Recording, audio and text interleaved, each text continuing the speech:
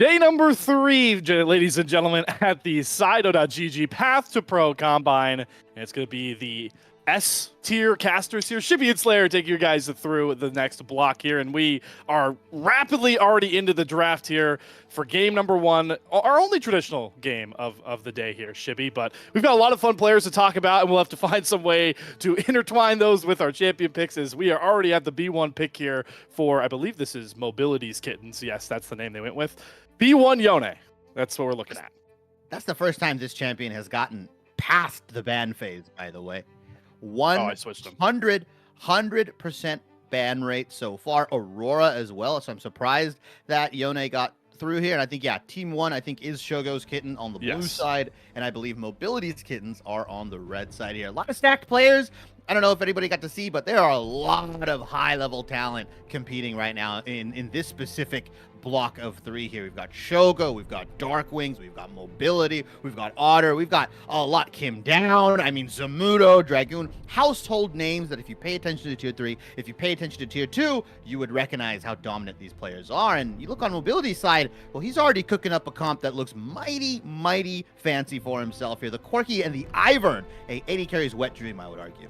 Yeah, 100%. We've got collegiate champions, we've got recent NACL champions, and we've got players that we haven't gotten to see too much of in the last couple of months that have a lot of hype around them. We'll certainly get into some of those players sort of down the line. I think we'll save that to once we get through the draft here, because I know, Shibby, you want to break down how these comps are shaping up. And on the other side, for Shogo's Kittens, they are certainly trying to beef up a front line and play for those melees. I like pairing Sejuani with Yone, who will be actually likely going to the top lane, especially if the Syndra gets locked in. Still one of those premier mid lane mages, even if they have slightly torqued down the Storm Surge power, can really one-shot. But the question will become, can you get enough power through the Ivern shields that are just so pesky? They've been pesky for months. Secret tech here. This Yone could go into Shogo's hand in the bot lane. True. He has been a connoisseur of the Yone bot lane here, but I like where you're going with it. I think you just keep him topside. You don't try to get too cute. You don't try to get too fancy. But the thing is, on Shogo's team, it's both Shogo, who has a lot of champion diversity, and also Zamudo, a guy that has known to play things like Cho'Gath, Quinn, a lot of weird stuff in the top lane. Has been performing very well in my book in this so-called Path2Pro Combine here. Zamudo, Will, Darkwing, Shogo, and Cryogen on the blue side, and Dragoon, City Witty, Otter, Mobility, and Kim Down on the red side. So those are the kittens for both Shogo and Mobility here. A lot of good players like we talked about. But as we get through the second round of bans here, you have to feel that they're going to want to kind of remove a lot of the more melee supports available. I think Poppy's a very good one, especially if you've got something like the Cassante. If you want to pick more dash-oriented champions, potentially like the Leona here on the side of Mobility's Kittens. While on the Shogo's side or Shogo's Kitten side, I think just taking out ADCs, right? Yes. Limiting Mobility's champion pool. These two are some of the best 80 carries we have in the tier 3/tier 2 scene, right? Mobility recently got the opportunity to play with AoE in NACL, and given the circumstances, arguably one of the best performing players on that squad. Yeah, certainly. And then once they got down to the promo tournament as well, Mobility looked really locked in to keep AoE up on top of that. I am curious, with that Yone pick, as we continue slamming through some of these bands. You mentioned him. I guess it is. I've messed around with these pronunciations. I mispronounced his name once on an ACL broadcast. He corrected me. Utter is a big fan of those melee mids. He's loved the Yone in the ACL. He's also played the Yasuo side of this matchup. So I'm really curious if he goes up against this Yone, what exactly this I'm forgetting the kittens already. Mobility's Kittens comp comes around with him, because he's a guy that I'm really keeping an eye on as a really flexible player when it comes to some of those champions. And I haven't necessarily seen him on the Corki, but he definitely knows the Yone matchup. If we might actually honestly get, I don't expect Shogo to play it. I know he's played in the solo queue games. He has played Syndra bottom lane with how crazy marksmen are right now on the low. Oh, yeah. He can play those mages in the bottom lane, at least in a solo queue spot. And what better place to kind of show that he can play it on a bigger stage than here? And I immediately get shut up, Shibby, as they lock in the jinx for Shogo. I mean, you were right to predict that. The amount of Twitter posts I've seen from Shogo complaining about AD carry and the state of AD carry, you would have to believe that he might have thrown down the brand or the And Syndra there. But mobility, they're gonna go, honestly. yeah, Mobility and yeah. Shogo's tweets have just they've been like 90% of the complaints I've seen. Yeah, they're united front on at least one thing here, but they're gonna go something standard, the Rel and the Poppy. I like that pickup, or Rel and the Jinx, sorry. I like that pickup because the Poppy's banned out. We saw yesterday during the Path2Pro Combine how good Zyko was on that Poppy, denying the Rel engages and how strong it is, just securing those objectives. Instead, we are going to get the double Triforce AD carries here. Ezreal, a champion that you are so near and dear to your heart, Slayer, as well as Corki coming into the mid lane here. Double ADCs, you've got Ivern, you've got Cassante and Leona. This is shaping up to be a very solid front-to-back composition that you could just tear through anything. Yeah, it is certainly a clear-cut battle I've seen a couple of times in a lot of places where if you're Shogo's Kittens, damage is not going to be the problem in any aspect. You've got two champions that can burst. You've got two champions that honestly can sustain and love resets in fights. You know, the Jinx and the Yone, the Syndra. If you can burn through the shields of this Ivern, if you get that big pop, this comp will work very well. But like we've seen, even on the world stage, right, with the Ivern, with Inspired, there's just the shielding and the healing and the frontline prowess of a Cassante, Leona, Ivern comp. If the Corki and Ezreal damage can hold up long enough into the later stages of the game, even the mid game with these two champions, these two marksmen, it becomes impossible to ever get to the Ezreal and Corki without safe they can play and ever kill this Cassante, who's just constantly going to be getting dropped hundreds of HP points of shielding on top of him. And he can target really anyone he wants because it's not like the Yone's not going to be in the face of this comp at any point anyways. Yeah, I love these double ADC compositions. I like how they play during the fights. It really kind of utilizes and shows the tethering of like the tanks and the AD carries, right? There's like a line, an imaginary line between these guys. If the tanks move a little too far forward, your back line gets exposed. But if your tanks aren't far enough in the front line, your DPSs, your marksmen can't do enough damage. So it's all about coordination. It's all about team play for these double ADC compositions. And it's a really tough task given a lot of these players haven't played together, right? They've played against each other, but they haven't really played with each other. So, you know, keying in on that communication, keying in on how to play the comps and being on the same page will be very important for Mobility's Kittens here. While on the side of Shogo's Kittens, it's kind of easy, right? It's a pretty simplistic go button. Hey, Sejuani, flash R, right? Oh, Yone, flash R. Or if Syndra hits a stun, that's what we do. Realm Magnet Storm. It's very, you know, be able to react to it. You can just see hero, kill hero kind of composition, which I think works well for these kinds of combines and stuff like that. Shogo and the rest of the gang have a much easier time, I think, understanding when to fight, how to fight, and like the go button around that. I think it was a really good point, and I'm glad the way the teams have shaped up a couple across these days that you made about. There's not a ton of familiarity between these players. Sometimes with combines, you see, you know, teams just kind of like gravitate back towards a lot of familiarity spots. But I mean, for the side of Shogo's Kittens, off the top of my head, I really can think Zamudo and Darkwings used to play together on Wildcard at some point, but it's been a while since they played together. And you know, Will, Shogo, Cryogen, this is such an interesting makeup of the rest of that comp. And then you mentioned Utter really hasn't gotten to play with a ton of talent at this level around him. You know, the 17-year-old prodigy. It'll be fun to see him. City Witty we haven't seen in a while. And then Dragoon hasn't played with that top side really at any point. And Mobility and Kim Down is a pairing that I feel like a lot of people maybe a year ago, a couple months ago would have been like, this might be a really deadly bottom lane combination. And now we're finally getting to see it on a combine stage. Yeah, and it'll be interesting to see because Cryogen specifically, we haven't really seen him, right? FlyQuest kind of, FlyQuest Academy or Challengers, whatever you want to call them, took Cryogen and kind of stashed him away, right? Yeah.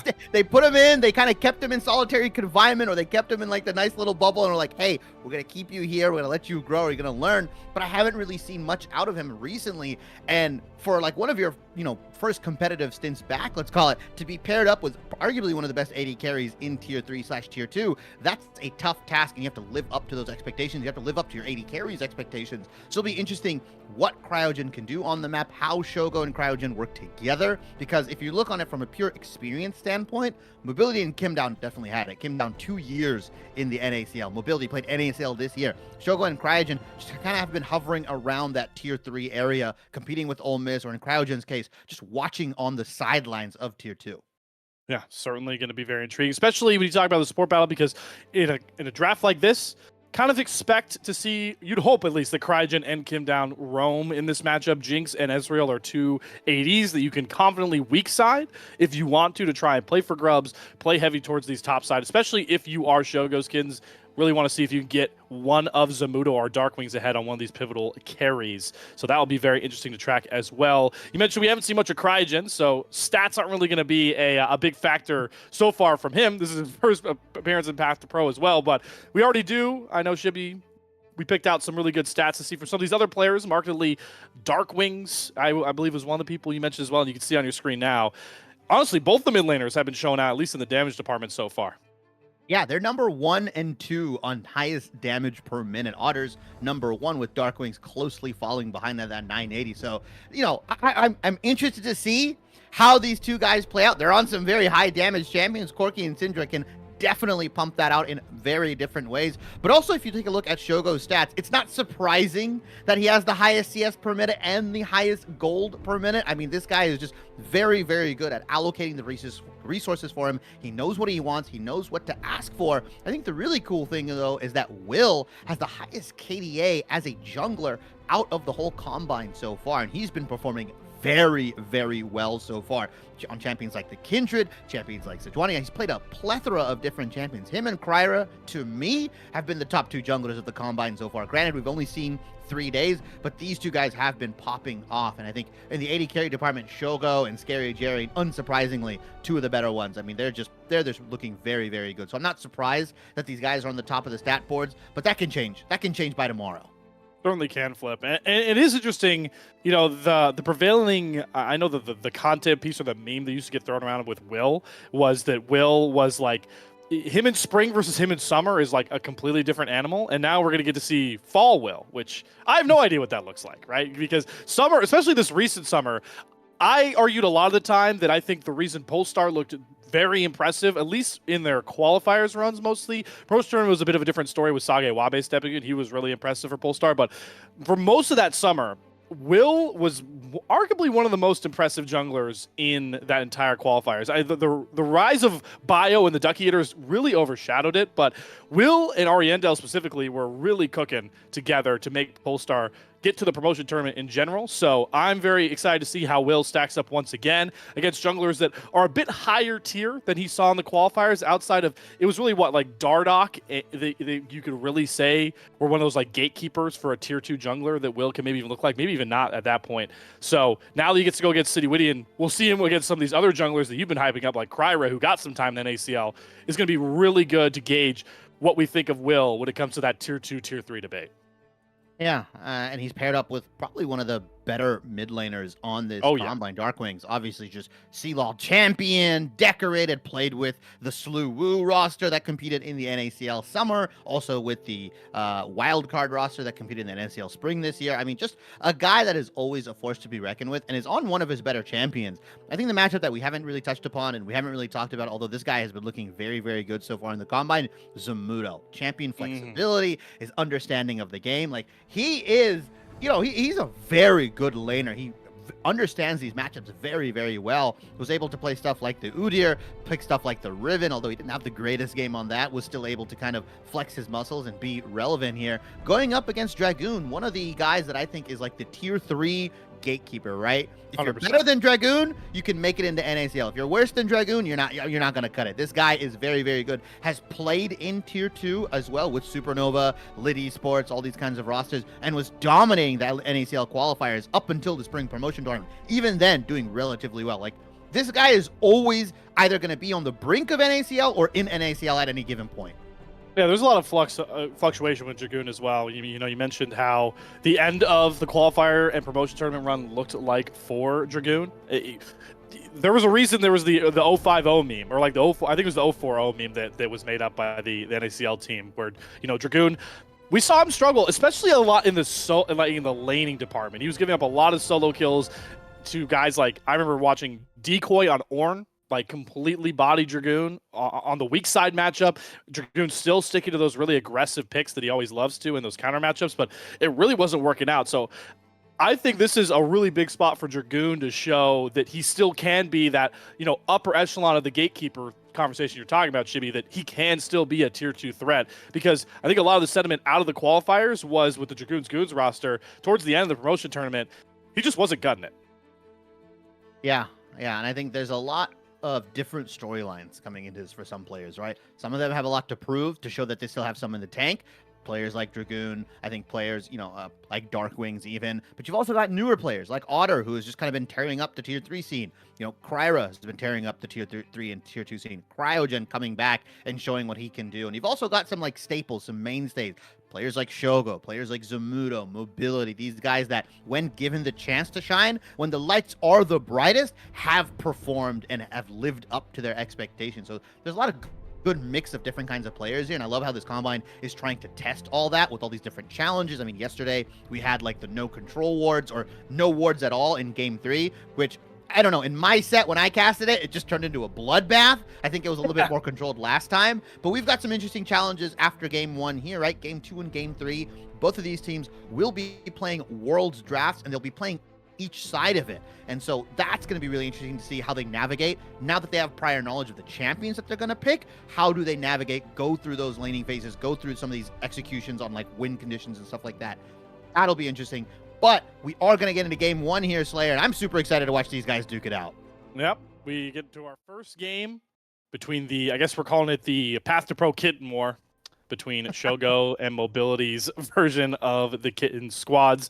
The only time we'll see them be able to pick their selective champions. After that, they are going to have to try and best understand what the best of the best have allocated to the world stage. As we fan out to start here, and we get to take a look at some of these summoner choices, these rune choices as well. I'm going to pull the Ezreal OTP card here, Shibby, and try my best to do somewhat of your job. Interesting to see Mobility go with the PTA.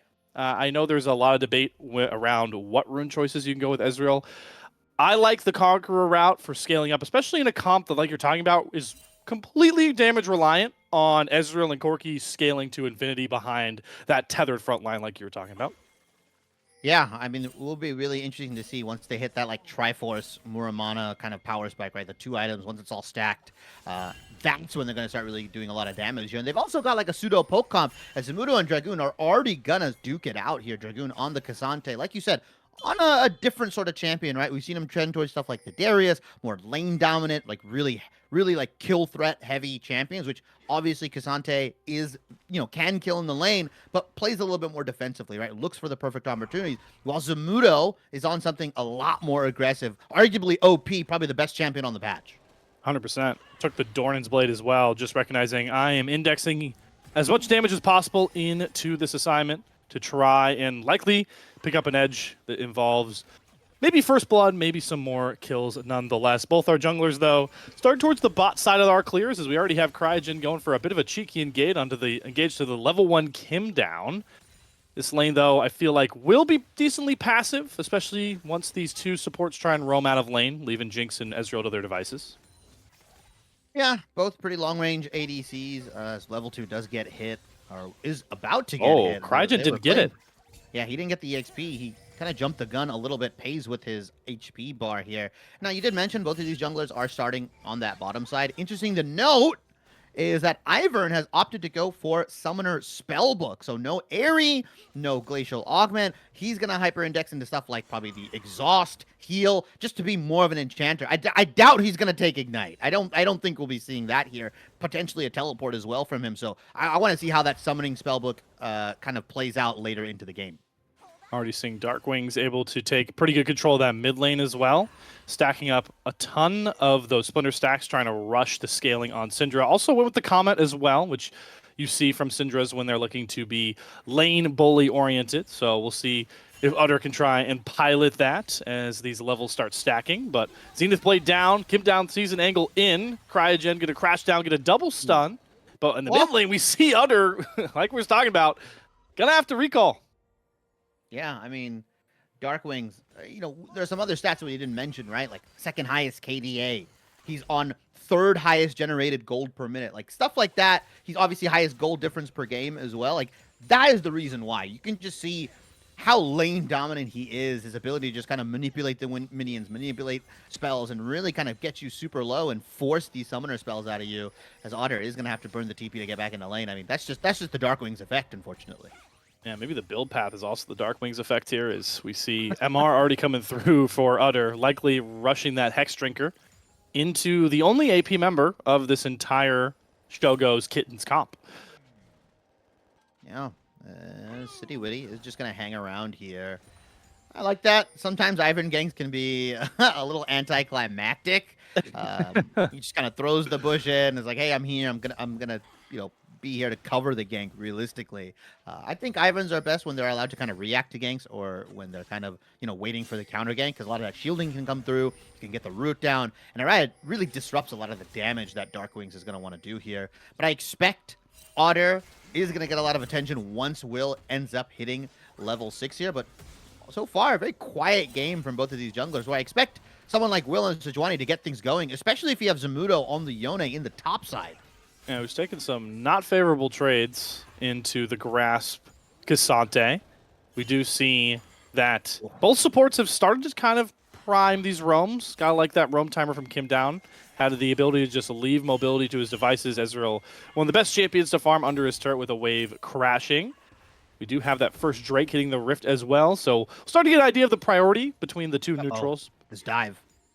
Cryogen and Will eyeing the dive like you called out, should be off to the side here. Flashes available for both of these big tanky members.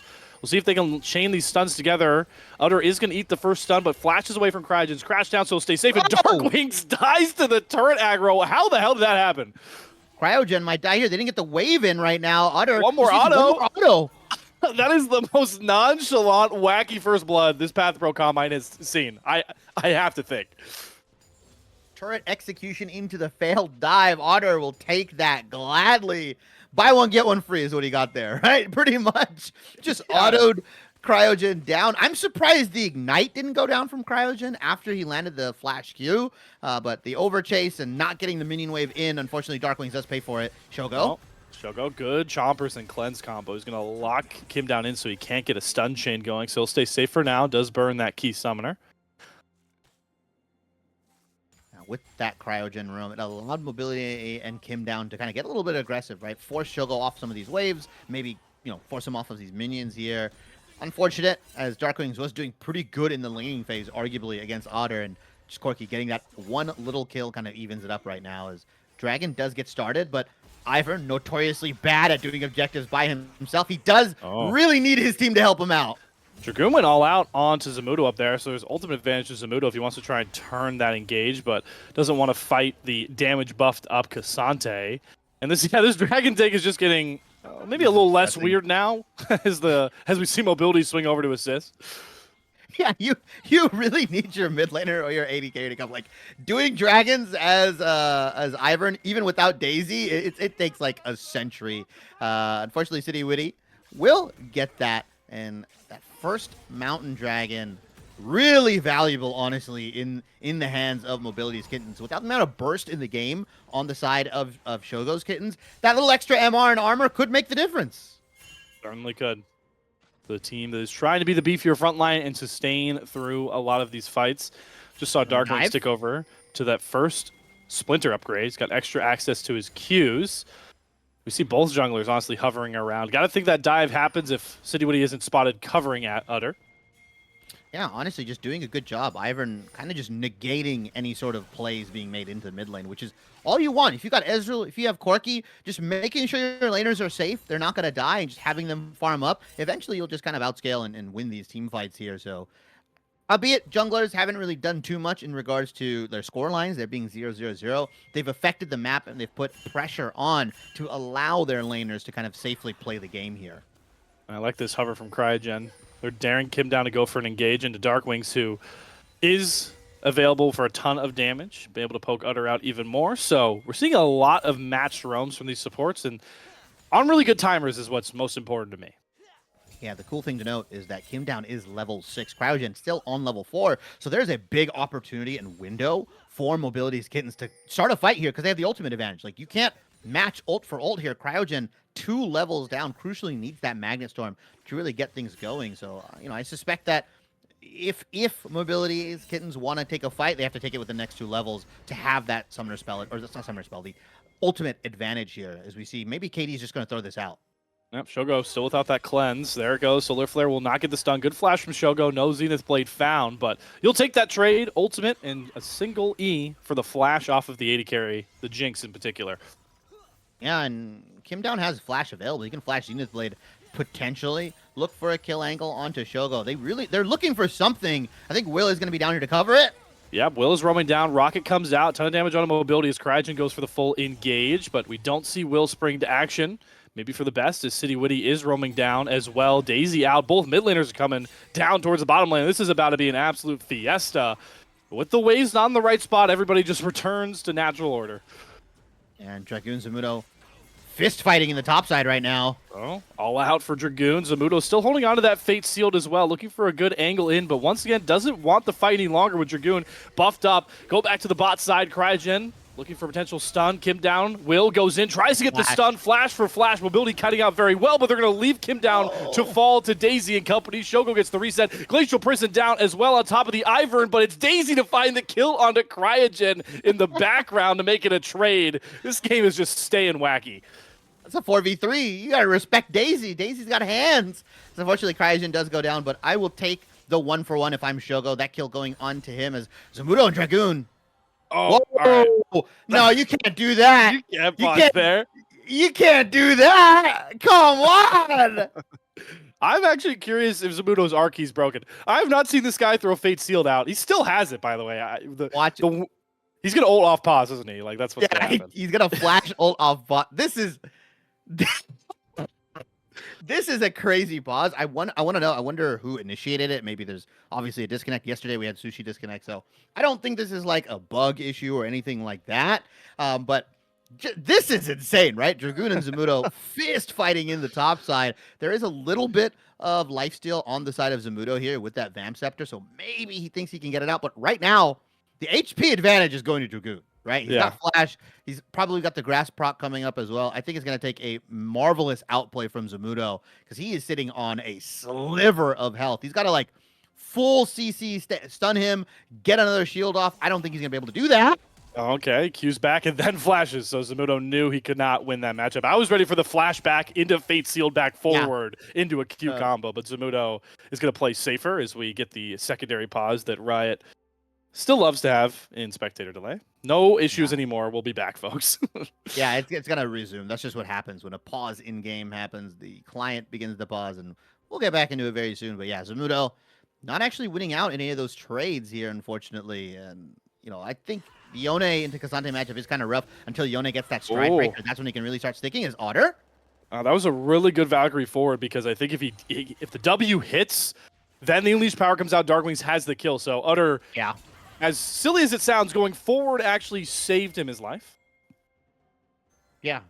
It's interesting when you have these matchups. I mean, Otter knows the Syndra matchup probably really, really well, considering how much he's laned against it. You've seen him obviously in OQ. I think he's played in the ACL. Like, Syndra has been rising in popularity so far. So not super unfamiliar with this, as Void Grubs have spawned here. And to note, Shogo's Kittens actually ended up getting the first set of Void Grubs as Otter. Oh, all right. Crash Down going to come across here. No ult available for Darkwings. That kind of nerfs the burst ability. Top side, it's a party. Zamudo finally uses Fate Sealed defensively to create some distance. The turn may come out as well, is roaming up along with Cryogen far behind. But Zamudo doesn't have that key gap close, and Will can't find an engage on anyone but the tanky Leona. And might have to bide his time and back off. It's once again, everybody just puffing their chests. No actual kills to be found. Yeah, that's going to give the Grubs potentially over to Shogo's Kittens here. Dragoon has shifted down to that bot side. Both bottom lanes are up here, but man advantage should go over to Shogo's Kittens. Yeah, will they be able to grab? Yes, all 6 Void Mites, or Void Grubs. So double Void Mites. Zamudo has the teleport. He'll be able to at least catch the wave Dragoon pushes in, and that'll give some pretty big snowball power to Shogo's Kittens as Darkwings has found a solo kill onto City Witty. Yeah, he caught him kind of moving in between the jungle, in through the rotations there. But that's 6 Grubs. Deadly for Shogo's Kittens, right? Both Zamudo and Jinx, as Otter should Ooh. be fine here. Really good split push potential on the side of Zamudo, but also if Shogo's Kittens win a team fight, it now becomes the threat of like, that's not one tower we're losing. We might lose two because Jinx is one of the better tower takers in this game and snowballs off of taking the one with the Void Mites. It can really, really get a bit hectic here. So Mobility and the rest of the gang have to be wary, have to be careful on overcommitting because one small mistake and you could lose 1,000 gold on the map very quickly. Yeah, you throw a Rift Herald in there as well. They can just run down mid lane and break your base open with the snap of a finger. Maybe we'll break open this top side turret as well, looking for a potential dive. Last time we didn't see too clean of a dive. This time they're just going to focus onto Kim down. Cryogen gets a beautiful double stun. It's going to lock Mobility up as well. And with the snap of a finger, Shogo and Will pick up a pair. And now those Void Mites can come out to burn through those turret plates.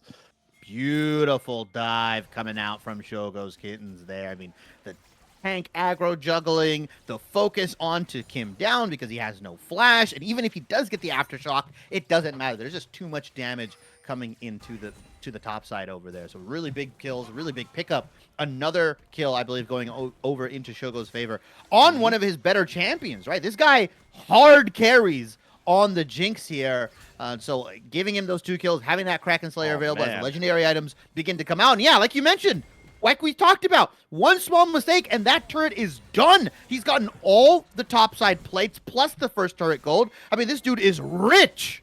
Yeah, he might be able to back for second item here if he doesn't want to finish those boots. Woo! He's sitting on 2.7k, so this Jinx is hyper extended. And in a meta where 80 carries, honestly, like the 3 item power spike is honestly kind of fake. You kind of need like 4 item power spike at this point on those marksmen. Shogo's in a pristine spot to do what Shogo, like you mentioned, Chibi, has done on every stage he's been on. Yeah, I mean, 2 items, Jinx right now, 14 minutes in. Kraken Slayer PD. I mean, just look at Mobility. No, nothing against him. He's just playing Ezreal, and he hasn't really gotten the kills gifted to him. He hasn't been able to do too much. He might pick up that Triforce, but he's still a long ways away from the Muramana here, so I mean, that window of opportunity is closing very, very quickly for Mobility's Kittens here. As you take a look at the gold, they're nearly 3,500 up. Looking for more here as the 2 tanks put together a beautiful CC combo, just blows through City Witty. Utter swings around to try and find that trade, but Cryogen and Will happily gobble up all those rockets. Yeah, completely fine here. And right now, Otter and Mobility not ahead of the tank curve as Zamudo and Dragoon fist fighting once again. Different lane, but same old blows trading back and forth here. I'm not committing to a call until I see one of them ults. That's every top laner ever. It's who's going to ult first. It could be a Yone Cassante matchup. It could be the one that always reminds me. Aatrox Renekton. You never know if there's actually going to be a kill in that matchup until one of them pops their ultimates.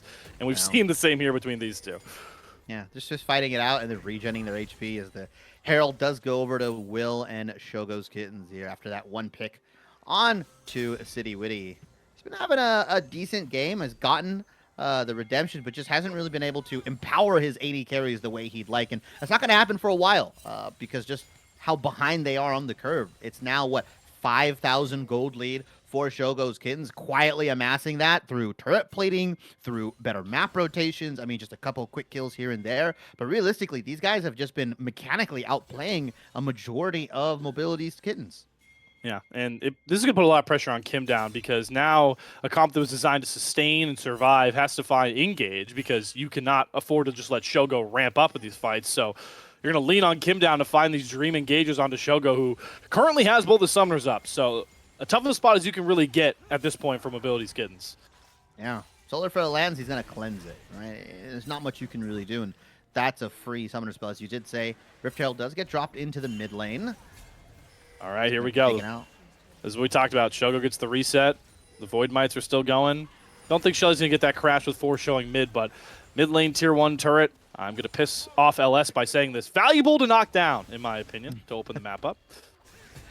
Yeah, we do have one saving grace on the side of Mobility's Kittens. Is again, both of these guys duking it out. Is that 2 dragons to their name? They have the potential to dragon seconds. Will is looking for more. Yeah, Shogo's Kids were thinking about maybe diving onto Dragoon, but they now find a re-engaged Cryogen with the flash crash down onto 2, sets up Dark Wings for a beautiful unleashed power to find the first kill. Shogo gets the reset. We're throwing blue buffs at each other, trying to find some more damage, but with the brushes coming up from Ivern and City Witty, Shogo's Kids will happily take their 1 kill and back out. Kim Down, unfortunately, has the sole responsibility of being that front line because Dragoon is so busy in that bottom side. He just gets blown up immediately. Like, he's not nearly tanky enough. Is now a dive potentially onto this bot lane. Good, unstoppable. Zamudo getting far out of range of that soul form, but just backing Dragoon off that turret, so we can see all tier 1 turrets now drop in the favor of Shogo's Kittens. Yeah, and more gold being hoarded into his pockets right now. Zamudo! Oh! Death Brush! Utter, you gotta run for the hills. He's got flash available, but he's stunned up, and he's just gonna get killed off. Darkwings goes on a killing spree. Yeah, I mean, he's quietly amassed 3 kills to his name, is going for the full penetration build as well. So it will be really interesting to see who he blows up in this game. As I find it rough to see that how does Mobility's Kitten scale into this mid game, right? How do they get to their Triforce Muramana point? How can they get to that like dream team find scenario when they're so far behind? Well, maybe finding a pick on a Cryogen, but that's the Leona and Ivern. There is negative damage involved in this engage, and Cryogen will happily just dismount. And this is a big spot as well, because third Drake with the Dragon stacking in favor of Mobility's Kittens, but like you mentioned, do they even fight for this with how far behind they are in gold? You just got to give it. You've got the 2 dragons. Your job is to stall out. You've done your duty. Oh, no. Knock him down. It's rinse and repeat. It's target Kim down as the front liner. This time he will get out, and Cryogen's locked up. On 1 HP, he's going to survive as Zamudo comes flying in with the Fate Seal. He's going to lock onto Mobility, find that first kill. Will be traded back out, though. Big shutdown into Dragoon's hands. With Cryogen low, it is a scary spot for Shogo's Kittens, but they're still going to hold true towards the Dragon Pit and try and play to stop the stacking. It's looking from bad to worse for Mobility's Kittens here. Even if Zamudo going down, you've still got Shogo full HP, Darkwing's full HP. I mean, Will is at half. Like, they have the ability to tank. Although it's funny seeing Cryogen lead the charge right now with his sliver of HP, but yeah, I think you just give it. Like, you have to. I don't Ocean Soul doesn't win you the game necessarily, so like dying for it might not be the move, but instead they're just gonna walk in. They I don't know if they timed the backs or they saw them backing, but this might just be a really free dragon for them. Really, really good timing from Mobility's Kittens here. Yeah, this could really open the game back up for them to stall like they have to. They're going to try and turn and burn it. The entire might of Shogo's Kittens are running down towards this Drake, and it is barely above half HP. Now they know the HP is at over 5,000 and will look for an angle to go in. Will they fight before the Drake gets too low, or are we going to try and flip it? Looks like the first option's coming on, drop of Dragoon, but it's Smite away. Citywitty will pick up the soul point, but how much is it going to end up costing Mobility's Kittens as the rest of Shogo's squad just ramp up and delete through the front line? A triple kill for Shogo. Give himself the quadra, stolen away by Darkwings, but it's 4 kills for the cost of soul point if you're Mobility's Kittens. And there's going to be a much steeper cost for that Dragon Slayer, the Baron on the menu for Shogo's Kittens here, and that's going to be easy pickings. They got more than enough damage. They got more than enough HP bars. I respect going for the Dragon, trying to time that, but it's funny. They didn't have enough damage to actually burst it down. All of Shogo's Kittens were able to back and run to the Dragon, and it was barely at 5,000 HP. That just kind of shows you how bad of a spot this composition is in right now. 10,000 gold lead for Shogo's Kittens here, and they're not going to let up. They've got Void Mites. They've got 6 Grubs to their name, Baroned up empowered minions. Zamudo can split either bot or top, and they can just run down into the mid lane here. Looking very, very bleak and dire for Mobility's Kittens. It should be. You know you're in a tough spot with an Ezreal Gorky comp when they have fully stacked their tiers, but not with the Moramon and the Manamune completed. That is the spot these damage dealers are in. They will finally creep over towards that 2-item power spike, but like you mentioned, I fear it is too little too late with the gold and soon-to-be minion wave discrepancy as we see the split start to come across for Shogo's Kittens. They're looking for an engage on their Darkwings. Kim Down finds a perfect Hex Flash over the wall, and Darkwings, no way to interact, no way to play the game right there. Got caught on the wave. Really, really shifty move from Kim Down. They need about 9 more of those to get back into the game here. Cryogen and the rest of the gang are going to back out. That is going to stuff out some of that Baron push here, so maybe Shogo's Kittens won't be able to crack open the base. They might not even be able to get any of these tier 2 turrets standing on the map here, so good play, right? At least delays the somewhat inevitable turret taking power of Shogo's Kittens here. I like that. Like I said, they just kind of need more of those. Man, you're starting to see the value of the Ivern start to slowly ramp up. The brush line that's put in front of this tier 2 turret, you don't actually fully know who's covering it. You got to be a little bit cautious because, yeah, it could be just mobility firing Mystic shots, but also could be the rest of his squad waiting to pop out and pick up a kill as Kim Down continues to try and look for these valuable picks. As you heard Chibi say, 9 more of them needed to get back into this game. I crunched the numbers. 9, I think, should be the good. 9.2? 9, yeah, maybe a couple more, but they are down quite a pretty penny. 9,000 reduced from 10,000 here. Dragon is coming up in 2 minutes, but Baron so far not really utilized to its full potential. Kind of just waffling about the map right now. I feel like they're trying to stuff out the vision and trying to wait for Mobility's Kittens to kind of step into the wrong place, maybe get a Wolf Camp or a Gromp here. But Mobility's Kittens stalling out, playing very, very good defense right now, turtling up very well. Yeah, they're just trying to get the gold, to get to that 2-item point, and maybe try and aggressively set up to get that Ocean Soul. Got to think their timer is that minute 40 count on the second Ocean Drake, but Mobility's Kittens, or excuse me, Shogo's Kittens are trying to speed that one up, really threatening this tier 2 turret. And with Zamudo available with teleport, he can just bury down onto the mid lane and will knock down the first inner turret of the Shogo's Kittens side, pick up that valuable gold. But like you mentioned, Chibi, one turret for that big of a Baron power play, not really a win.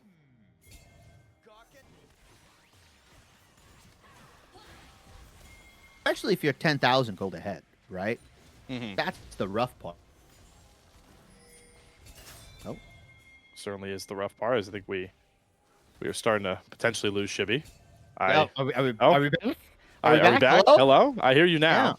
Yeah. I was going to say, really rough because it's 10,000 gold ahead. You're only able to acquire that one turret. Yeah, you kind of keep the gold lead and maintain it at 10,000, but definitely should have got a little bit more out of that. A little too cautious with that Baron, I would say. Maybe not wanting to give too much of that shutdown gold over. That is onto Will, that is onto Shogo here. But in 30 seconds, we are potentially going to see a fight. Realistically, City Witty just needs to steal this. I did mention Ocean Soul.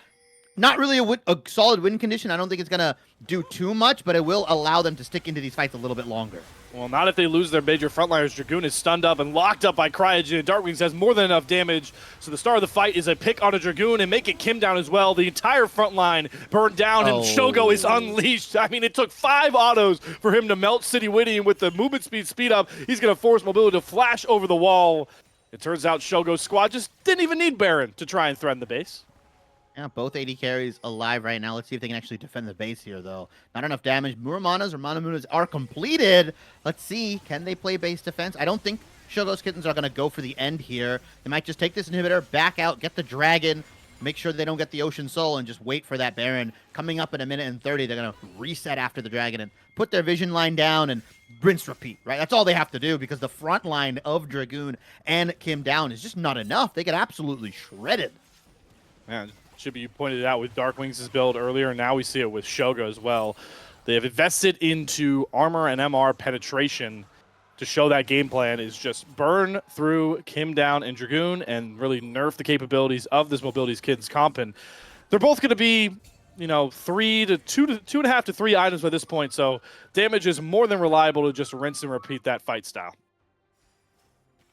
And we already see, other champions, other players like Zamudo, ramping towards their third item.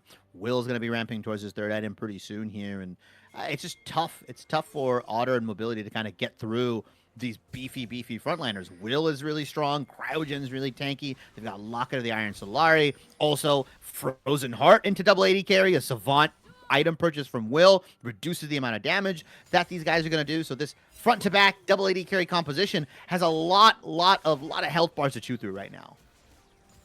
Ton of health bars to try and burn through, and Zamudo can continue to threat on those side waves. Utter cannot match Zamudo's might here, but might be able to find the kill with the help of the turret.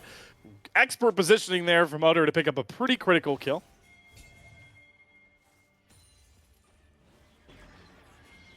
That's a consolation prize, right? I don't think that's going to stop Shogo's Kittens from necessarily starting this Baron, although, like I said, they're being a little cautious here. They might wait maybe like 5-10 seconds until Zamudo comes up, and then he has his TP available. It looks like slowly but surely, Cryogen might be in some trouble. They do have a man advantage to just go for picks like this as Kim Down once again recreating the pick onto Dark Wings, this time onto Cryogen, and now no teleport on the support. Big, much longer death timer. And this might be a Baron angle to allow Mobility's kids back in. They're just going to start it right up. Yeah, you've got the man advantage. It's probably your best opportunity for this Baron, and you force Shogo's Kittens to funnel into you. TP's coming from the back. Zamudo. And Zamudo looking to be the hero as the rest of Shogo's Kittens try and dogpile towards this Baron pit. Daisy is down, the Baron way below. Nobody can get into the pit here. The redemption to tap everybody off, and City Witty isn't even going to be contested. He's going to steal away the Baron. They're going to sacrifice Dragoon, but that's a trade Mobility's Kittens are certainly very happy to make, and Zamudo does not find the flank angle he wants. That's 4 Baron buffs on top of Mobility's Kittens to try and stall this one out even more. Dragoon playing the greatest offensive lineman in League of Legends we've seen here. Absolutely stuffing out Will on the Cassante here, making sure he gets nowhere near this Baron. That secures it for him. They'll take that. That's going to stall the game out even longer. Still a 10,000 gold lead for Shogo's Kittens, but I don't know how much longer they can maintain it. All these extra stats and the ability to push. It's going to be rough. A couple mistakes, and we could see Shogo's Kittens be in a pretty tight situation as Mobility and the rest of the gang could look to push, could look to start acquiring some of this standing gold as the tier 1 turrets on every single lane have not fallen. Yeah, and you see the Ivern power once more. I mean, Shogo's Kids are just guessing where in the brush Utter or potentially Kim Down are hiding, but they can't see them, and they're able to catch the wave and allow the Baron and power minions of their own just power up and keep their base intact. And by this point now, we're potentially seeing the double marksman threaten a 3-item build that I just thought they weren't even going to reach in the game state. Yeah, honestly, you know, if you consider how far they were down in gold earlier, right? I mean, Shogo was cresting upon 2 items to where Mobility barely had the Triforce and a tier to his name. I mean, the gold hasn't evened up necessarily, but the 80 carries are hitting their power spikes. They're hitting their 2-3 items, right? They're going to be able to work towards some of this armor pen that's going to allow them to chew through Will, to chew through Cryogen, as though, I say that now. Oh, the flash from City Witty gets Utter caught by the Glacial Prison, and that's one of the marksmen down with the other nowhere near the fight. The only marksman left up is Shogo to melt through Kim Down's health bar, while Will holds City Witty in place and allows for his missile barrage partner to run up and pick up the double. And that might just be the straw that breaks the base of Mobility's Kittens. I'm surprised City Witty didn't use the Mikhails onto Otter, right? I mean, I don't know if he was expecting that. That was a perfect Mikhails angle. He was close enough. He tanks the Sejuani ultimate, but instead, the Mikhails goes unused. He's dead. There's 2 members alive on the side of Mobility's Kittens, and I'm pretty sure they'll be able to push this down with the next wave of supers coming in. Well, they do have their own Baron minions for at least one more wave, Mobility and Dragoon. Able to hold the wave in place. The inhibitor's going to come back up, and that might actually be the saving grace. There's been a lot of great plays and honestly luck for Mobility's Kittens to continue to stall this one out as respawn timers come back up.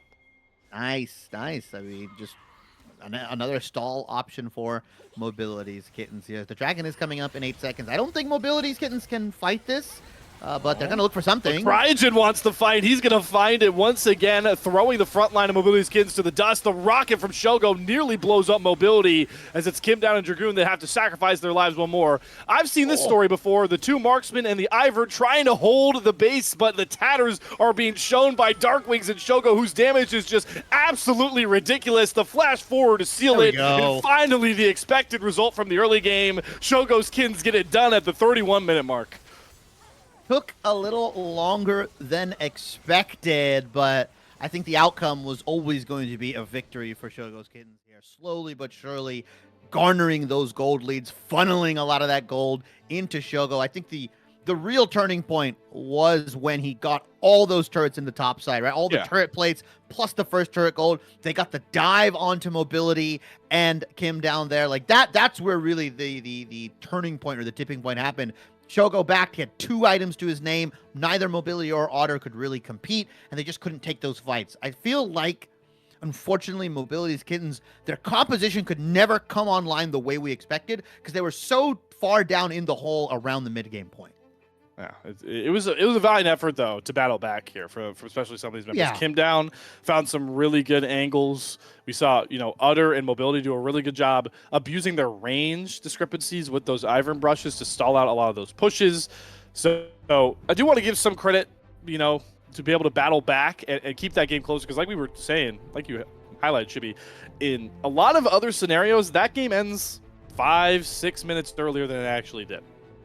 Yeah, and that could be given to both sides, right? That could be a little bit of apprehensiveness from Shogo's Kittens, but also perseverance from Mobility's Kittens, right? Like to able to stay in the game, try to look for those plays. Like we said, this Combine, not really necessarily about winning, right? They're trying to look for other things to test for. They're trying to look for other skills in players. So even if you are losing, even if Mobility's Kittens did lose here, their ability to kind of try to find angles to come back into this game, use what they can. I think that Baron call specifically from Mobility's Kittens, very, very good call, right? Using the man advantage, understanding that you have Cassante, he's tanky enough, he can zone out a lot of this team, and using the double item power spike of the Ezreal, of the Corki, and the Ivern to try to burn that Baron down as quick as possible. I mean, that's a call that a lot of teams wouldn't make in those situations, and I like that decisiveness. I like that they're able to do that and pull something out even when they are so down, so far down in gold there. Yeah, certainly. So it is the Shogo's Kittens that land the first scratch, I guess I'll call it, in our matchup with our lovely team names. But like you heard Chibi said, it's not necessarily about just winning these games. It's about learning how to navigate different environments at the Path2Pro Combine. And we are going to have a much different terrain coming the way for our two squads. After the break, you heard Chibi sort of foreshadow it before we got into game number 1, but we are going to see what these two squads look like when they're given a tier 1 game to play from a draft standpoint. We'll be back with that draft and we'll talk all through it to make sure you guys know exactly what's going on after a short break. But don't go anywhere because we've got even more fun action coming to the day 3 of the Sido GG Path2Pro Combine.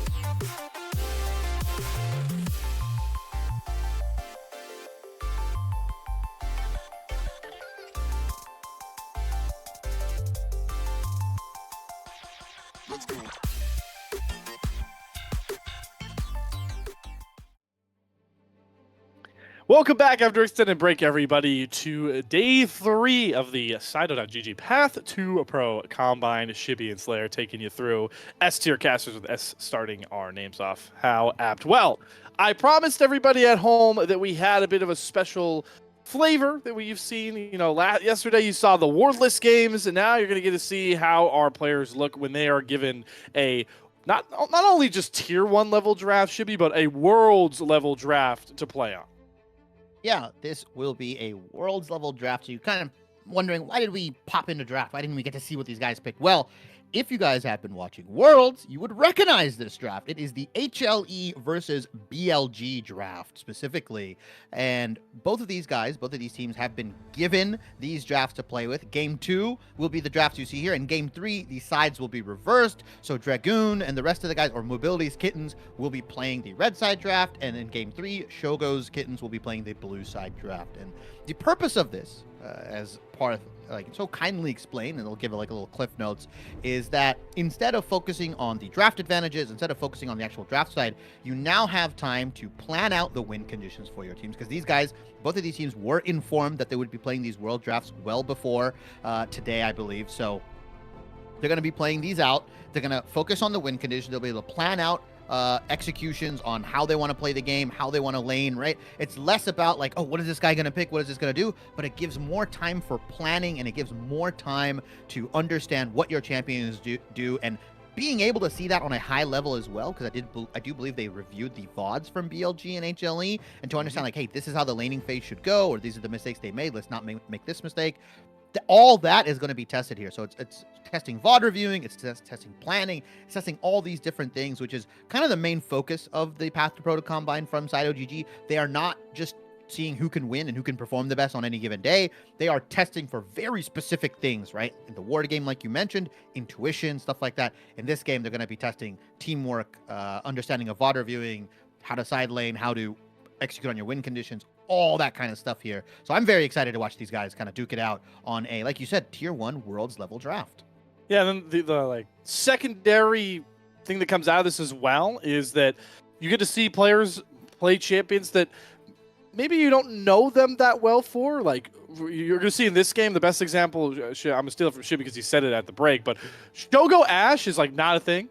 I mean, we talked about Shogo. This is not his style of champion, so we'll see how he can navigate the Ash. Other marketed answers, you know, I don't see Utter as everyone can play Ahri, not a big time Ahri player in my mind. You know, Will, I'm sure, doesn't have a ton of Wukong games. So Dragoon, when he has to play the Gnar, I can't remember a time I've watched Dragoon play Gnar. So a lot of interesting, you know, intricacies as well about, you know, expanding champ pools and understanding, you know, basic level how to play champions that aren't really in their pools, and then what you heard Chibi talking about, you know, understanding how those champions fit in the win conditions being given to you guys, these players in such a more rigid stance than normal draft.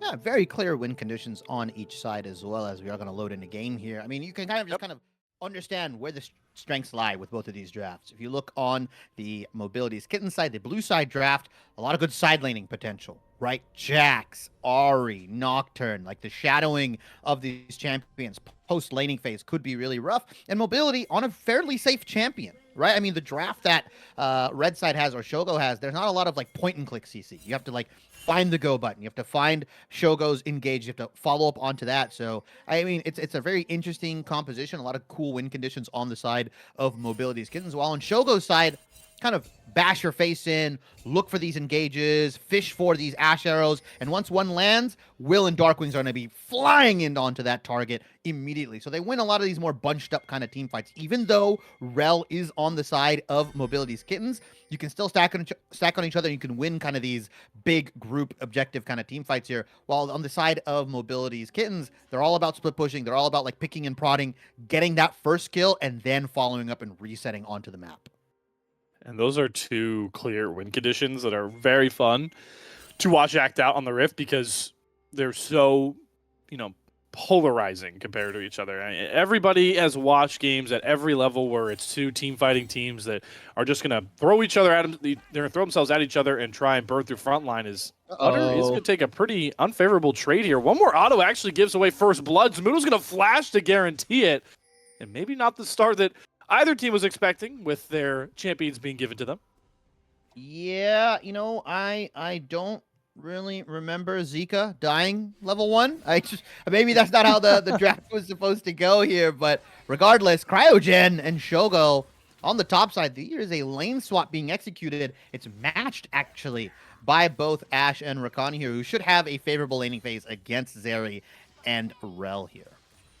A tough spot for Dragoon to be put in here as he was roaming towards mid lane to try and cover. He does have the teleport advantage, but Zamudo, I like this, picking up first blood, instinctually backs, grabs, a bit of extra move speed into the range versus melee matchup, and then teleports back down to make sure he does not miss any of the bot side wave they've been allocated. So I like that trade, sacrificing a teleport. I don't like mobility having to sacrifice flash there. Good engage found by Cryogen.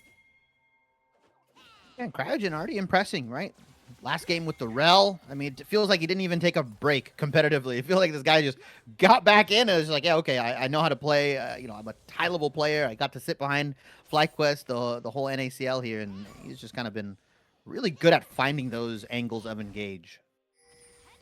And we're going to see an engage here. Dive coming out as Cryogen gets another good engage, but takes up the turn. Aggro will die to make sure these trades come across. They will knock down mobility, so classic support for AD carry trade. Yeah, and you'll take that every single time, especially because Kim Down ended up getting the kill. That's a big wave that mobility is missing here, while Shogo, doesn't pick up the kill, but picks up a couple CS, gets the 2 assists, right? The one earlier from Otter, and now the 1 kill onto mobility. So favorable gold lead for Shogo's Kittens here, and relatively well executed dive. I think at the end of the day, Cryogen probably knew his life was his. It's really tough to kind of execute that without somebody going down, especially with the damage the turret does. But making sure that mobility misses a fat wave there is very, very crucial. I'm very interested to see what Shogo looks like on this Ashe. Kind of alluded to it when we were in the draft screen, but for anyone that knows Shogo, especially when it comes to being in the comms, definitely very vocal about when he wants to go in on those hyper-scaling AD carries, but he's not the one that actually hits the go button because he's not playing a champion that does that. Now, for once, he can kind of back up his talk, so to speak, in the comms and be like, hey, I'm clicking R, guys. We're going in, and I'm the one deciding for once.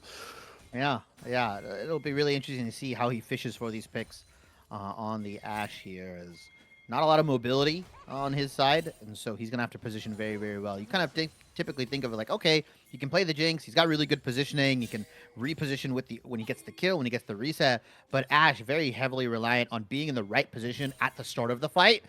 Very tough to kind of like move in and out of these fights, especially if you don't have Ghost, right? You've got Cleanse here, so you don't have as much move speed to work with. Cryogen getting a little aggressive. Will can back him up here as the lane swap, or if you want to call it, the lane swap still in effect.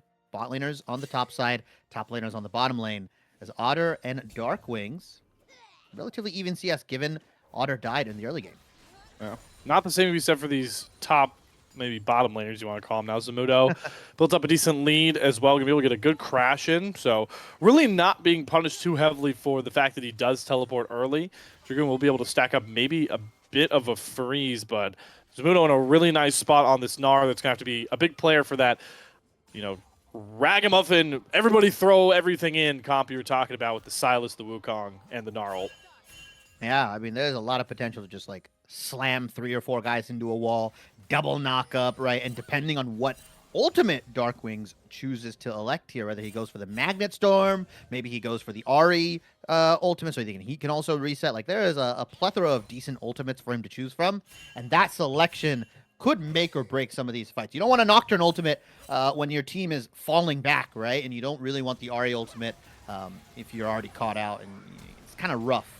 Whoa, okay. Flash in comes across from City Woody, trying to get the kill on the Dark Wings, but he steals away the Spirit Rush and is able to create more than enough distance. Does have to burn his own flash as the real Spirit Rush comes out from Utter, trying to cut down the angle. Whoa. Does dodge the Abscond Abduct, has one more charge on the Spirit Rush, and Utter finds himself a solo bolo. Very much well earned. I like that gank coming out from City Woody. Gets the damage off. Darkwings has to steal the Ahri ultimate, and he has to use that defensively, which is kind of rough. I mean, I respect Darkwings trying to get back into it, see if he can get in the mix, maybe pick up a kill, but just really well played from Otter here. Nice 1v1, or 1.5v1 here as a top lane, bottom lane fight. This is a 2v2, maybe a 3v3 as the Paranoia comes out, and here comes City Woody to roam on in, but did they really need him? Because the health bars are already far too low, and mobility will slam Cryogen home. Both of the Shogo skins bottom laners go down, but the action still rolls here as Zamudo and Dragoon are in their own 1v1. That's not a 1v1 because Will was over the Dragon Wall, and he's going to grab the kill as well. A much bloodier game compared to game number 1 out here. Yeah, these guys had a lot of time to prep and think about how these champions interact. Like we talked about, what are their win conditions here, but I like what City Witty did, taking the grubs and then just providing that extra little bit of support. Nocturne ultimates, very, very important once you get level 6. You have about 2 to 3 ultimates you can use before the laning phase is over. I talk about this all the time. Use those to get objectives, right? You can't just have a Nocturne ultimate that burns a flash. You got to follow that up with either grubs, dragon, get a kill, something. It cannot just be a Nocturne ult for nothing here. So far, 1 of 1, picking up a couple kills. And should be able to grab that last grub. So he actually hasn't picked that one up just yet. They don't know where Will is, and they also don't see Zamudo, so I actually kind of like this patience. They don't have a ton of vision on the enemy top side, but should be able to pick that one up once Zamudo shows on the bot side once more. Yeah, and thing to note here is that mobility, even though he got denied a lot of that CS early because of the dive, that kill plus the 2 assists, like, has kind of brought him back in. He's on pace, right? This Zeri, a lot of time in the world to scale here, as long as, you know, Shogo's Kittens don't force too much on the map. If they kind of play a little bit more patiently and they kind of play a little bit more reserved, mobility is going to be allowed to scale in and really kind of carry on this Zeri pick here once he hits 3-4 items. So it's going to be up to Shogo and the rest of the guys to kind of push the issue. Whoa. Shogo burning the flash. Crashdown canceled out, though, by Cryogen, so Shogo can try and turn back with the volley, but you can see the respect given over. The fact that Mobility has ultimate advantage. Shogo takes over, grabs the arrow, forces Mobility, immediately cleanse it. Mobility looking for another turn as we're just flipping and flopping, but Will finally show up to try and dust off Mobility and Mobility's kids, but he pops Lightning Crash, and there comes City Witty over the wall. Whoa. Another Paranoia engage. Flash forward from Will. He wants to try and execute Mobility, but a great Magnet Storm holds them in place from Kim down, and Will can try and just knock them through. As Otter roams in through, hits a great charm onto Cryogen. Absolute chaos at the top side, but it's Mobility's Kittens that once again come out on top. I love that, right? I love that counter punch that came out from Mobility's Kittens here. Specifically, Mobility aggressively ulting in, getting a ton of that damage off that allowed Nocturne, that allowed City Witty to come in and just clean up. And the added Ahri roam on top. Now Darkwings feels like he has to respond. Oh, yeah, but they have a good spot. Zamudo ticks over to Meganar. Dragoon holding in place with the Counter-Strike, trying to delay for the teleport, but Utter will not be there in time and does not have the Spirit Rush. The Charm just going to hold Darkwings in place as the top side for Shogo's Kittens find a kill back. Consolation prize at best. A lot of gold went over into the hands of City Witty and Mobility. I think even Otter ended up picking up a kill with that roam here. So really good map movement from Mobility's Kittens. We talked about their ability to like get onto a side lane very, very quickly. Even in the laning phase, it is kind of dangerous to take some of these fights because of how mobile this team is. Nocturne flying in, Ahri able to Spirit Rush, and obviously has the flash to extend that range here. It sucks for Shogo's Kittens because they kind of have to like take what they can get. Let's see if they can kind of force a fight around this dragon, though. Ultimates will be available soon for both Will and Darkwings here. I want to see how they navigate this team fight if they decide to, you know, contest this Cloud Dragon, or if Mobility and them have something to say about it. Certainly have to see. I think City Witty is in a very... it's hard not to make the comparisons. I know, you know, to where this game state was in when it came to HLE versus BLG. Don't want to take too much credence, right? This is a combine for tier 2 to tier 3 players, but a spot that maybe we weren't expecting when you saw the draft from those two pro squads is City Witty in such a comfortable position, especially completing that first item that allows his ultimate to just constantly come back up. With the damage he can put out, he can just find assassinations, but you might not even need the Paranoia right here. Is a gifted kill, maybe get overthrown by Cryogen. He gets the quickness charm and dashes to safety. Does have to burn a lot of his cooldowns, but felt like he was certain death, and turns out he escapes. Getting that ultimate out is nice, though. That should allow Mobility M to secure this dragon here. I don't know if it's going to come back up before the dragon. As Shogo, it's just like 1v2ing pretty casually right now. Yeah, he dodged everything Mobility thrown at him, which marginally is just the W, but does force the two off of the wave as they were really starting to churn damage into that mid lane tier 1 turret. You can see nearly down to its last plate. Not something you normally see, especially for players at this level. Yeah, especially with Zeri, right? A champion that's like not known to take turrets down super quickly. You know, getting that down to like 3 plates. Obviously, that was done with Otter as well, but these guys just really putting the pedal to the metal. A 1,000 gold lead roughly for Mobility's Kittens here, and you know, for a comp like theirs with Zeri, who can scale very well, That's a really nice position to be in, especially with the Jacks on top of that as Dragoon. Oh, here we go with another Paranoia. City sees an angle with the Abscond Abduct being used advanced, but Darkwings does flash to safety. Does feel like what you're talking about, Chibi. Mobility's kids are just trying to bully Shogo's side so they can play for this dragon, and they're getting some key cooldowns off. Yeah, really important cooldowns is they're going to pick up this grub here. I think that's going to be the last grub. It's all 3 slain. So they're only going to pick up the 3 grubs. I would have thought that Mobility's kittens would have loved to play for the 6 grub mark, right? To get Dragoon and Otter in a position where they can threaten the side lane even more. As Otter is hiding in vision right now. Dragon for grub trade as well as some damage down as Otter. Oh, Zamudo, though, is the wealthiest member of Shogo's side, and he will have Meganar up soon, so good bit of poke, but should keep Zamudo safe. Does have the teleport if he really wants to try and find a reset angle, but not really much of a timer for it. Yeah, and so far the game has gotten a little quiet. I mean, obviously, City Woody trying to force stuff on the top side of the map, trying to get what he can get on the map here as Kim down. Both supports are nearby. Kim down shows, so does Crygen, but Darkwings does go under the turret. That's the problem with Silas is you go where you landed. Metal Storm holds Darkwings in place and is going to earn the kill for Kim down.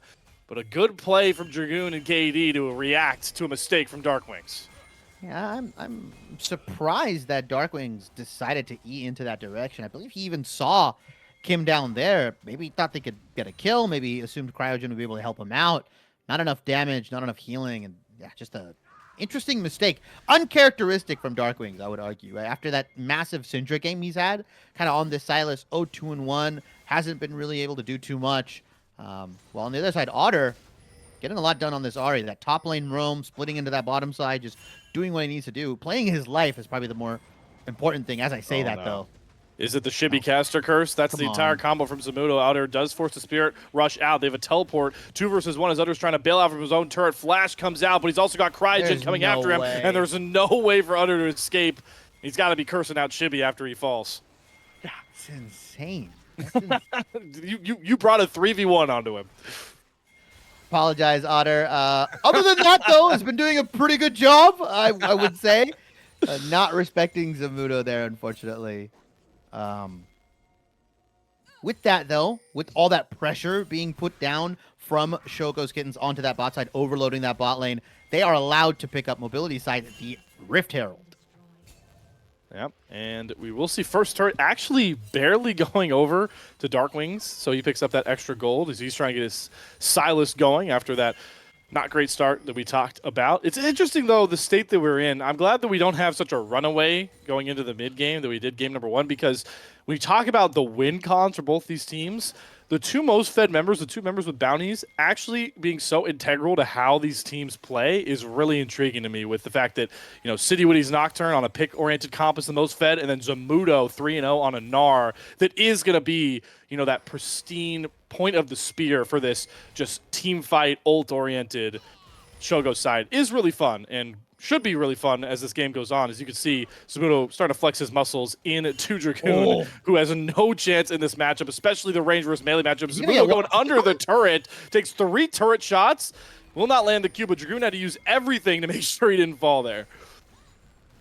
As the Rift Herald is going to get charged into that mid lane. It should get a second charge if they feel like it, but I don't think anybody's actually going to risk riding it in, because you've seen more teams opt into not riding it because of how predictable it is where you land is. Darkwings.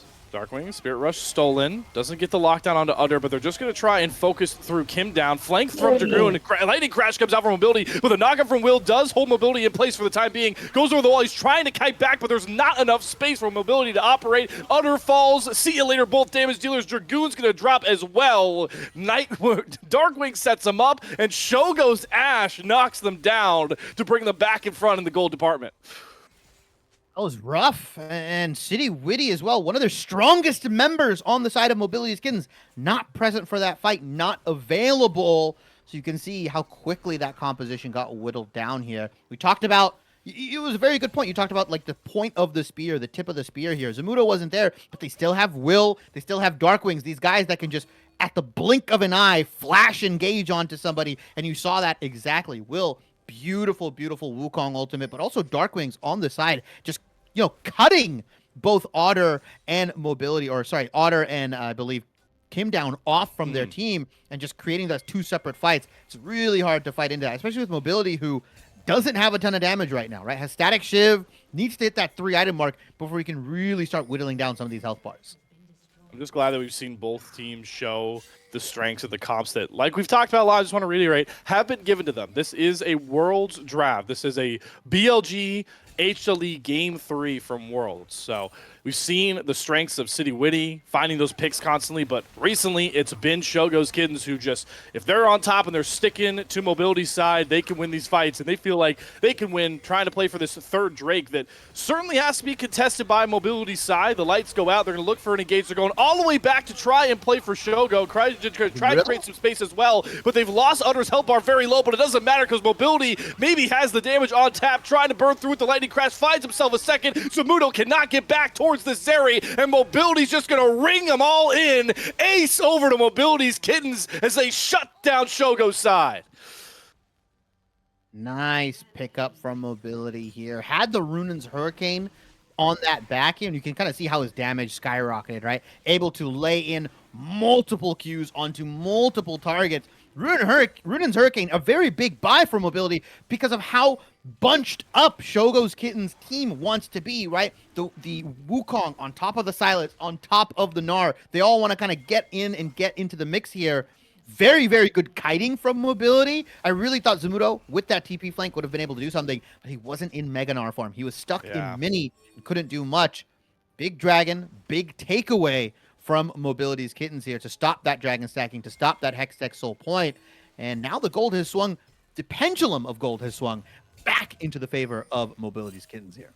Man, like we were talking about with the way these comps have to play, you saw Mobility's Kittens just really spread out the fight. This time it's Dragoon liking his odds against Zamudo and Mini, and man, this matchup is completely swayed. Zamudo might get some health bar. He's going to go back into Mega. Good Astro from Shogo to hold Kim down in place, and now Utter has to play patiently, and they're just going to target the support that's way too far forward. Kim down falls. Darkwings goes forward with a stolen Spirit Rush. He's trying to hunt down Utter. Lights go out, and the turn from City Witty might come out as he's going to burn through Cryogen. Mobility on the side once again trying to kite back expertly, and his team's going to bail him out and save him again.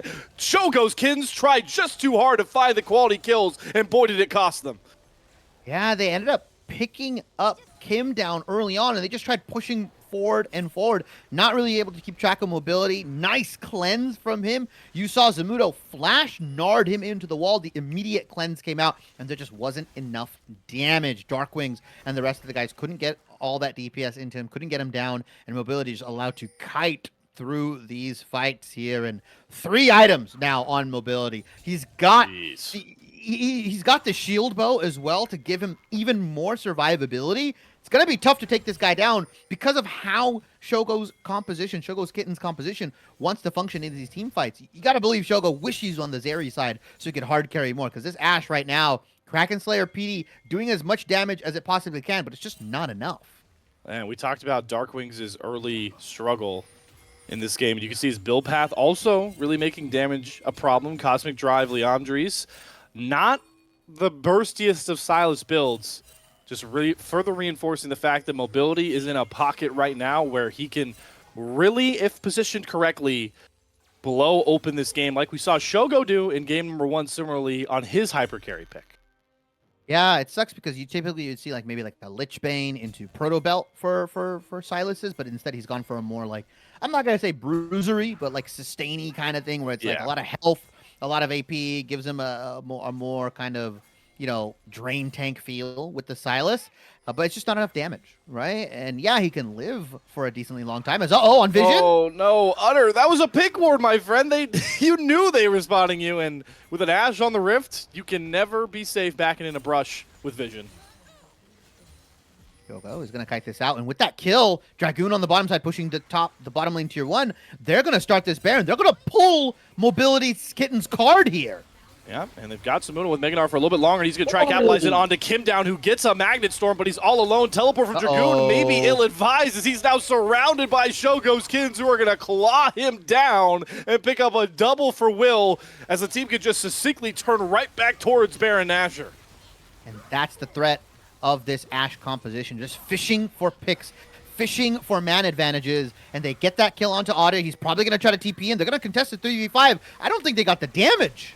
And Zamudo and company are trying to hold it, but Utter finds a great charm, so they broke through Cryogen, and now they go in. Who gets the Baron? It's Shogo to secure it. Absolute pandemonium as the health bars are blinking. Shogo trying to kite back, executes Utter, and now Mobility will have to chase him down. Does find the execute. Mobility picks up a triple kill at the end of the day, and it's only Will and Zamudo to survive with the Baron pull. Very, very big play coming out from Mobility. He goes in, pops the ultimate, and is just rifling through the health bars of Shogo's Kittens. I honestly didn't think they'd be able to get the DPS in. I didn't think they'd be able to walk in, but instead, they get all that damage down. Shogo's Kittens do come out with the Baron, but the gold, 500 separates these two teams, and in 45 seconds, we're going to see a Hextech Dragon on the menu. Hextech Dragon that is pivotal for Shogo's side, because Hextech is one of the creme de la creme, I would say. Dragon Souls to play for. That's the gamer way to say it, I would certainly say. It's a more succinct way. I appreciate it, Chibi. So we'll see if that team fight oriented comp, the one that wants to be balled up, can succeed in playing towards that pit, because the last time we saw Shogo's side trying to contest a dragon, it did not go very well. Yeah, and we talked about how accelerated this Nocturne was, 4-0-8.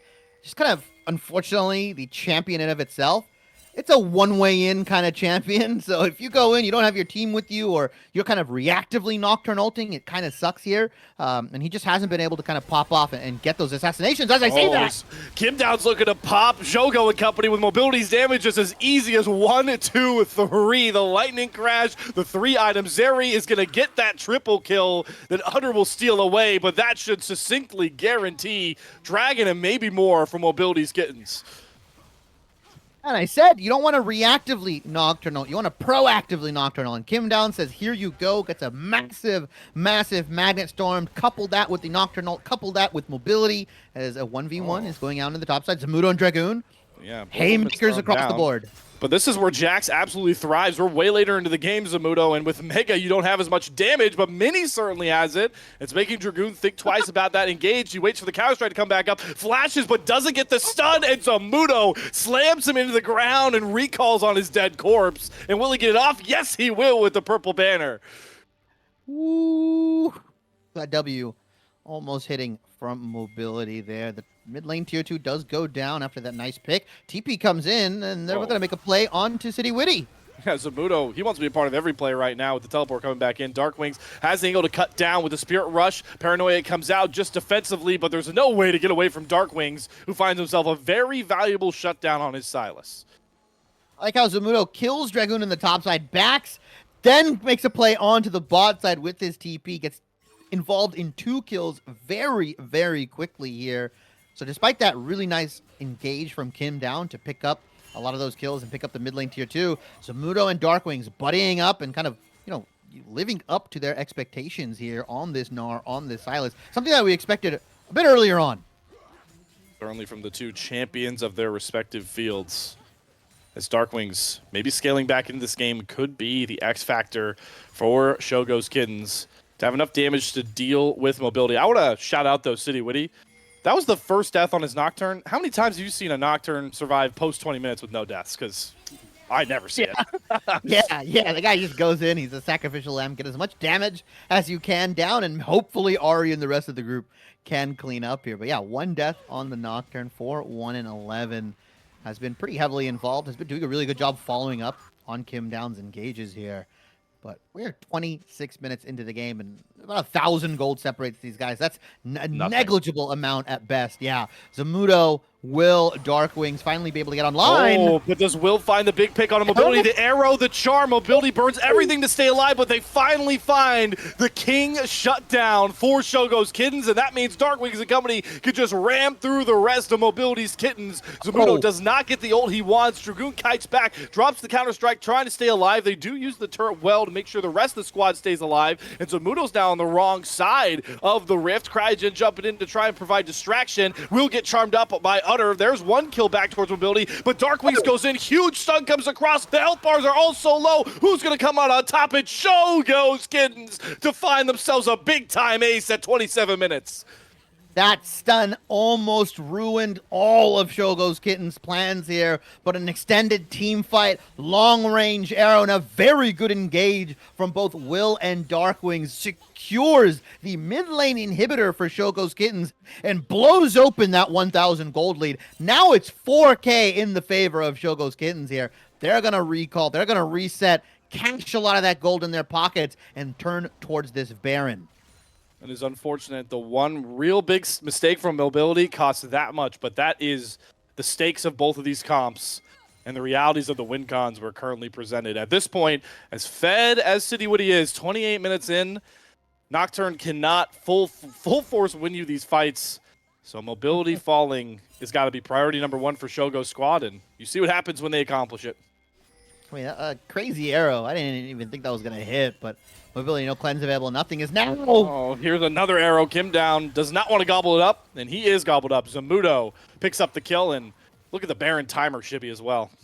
Yeah, 30 seconds on Kim down, and only 5 seconds till his Baron spawns. And we'll see if Mobility's Kittens decides to try to contest this. Last time they were able to do it 3v5. Now, yeah, it's a 4v5 now, but based on the way they're posturing, based on the way that, where they're at here, I doubt they're going to try to contest this Baron.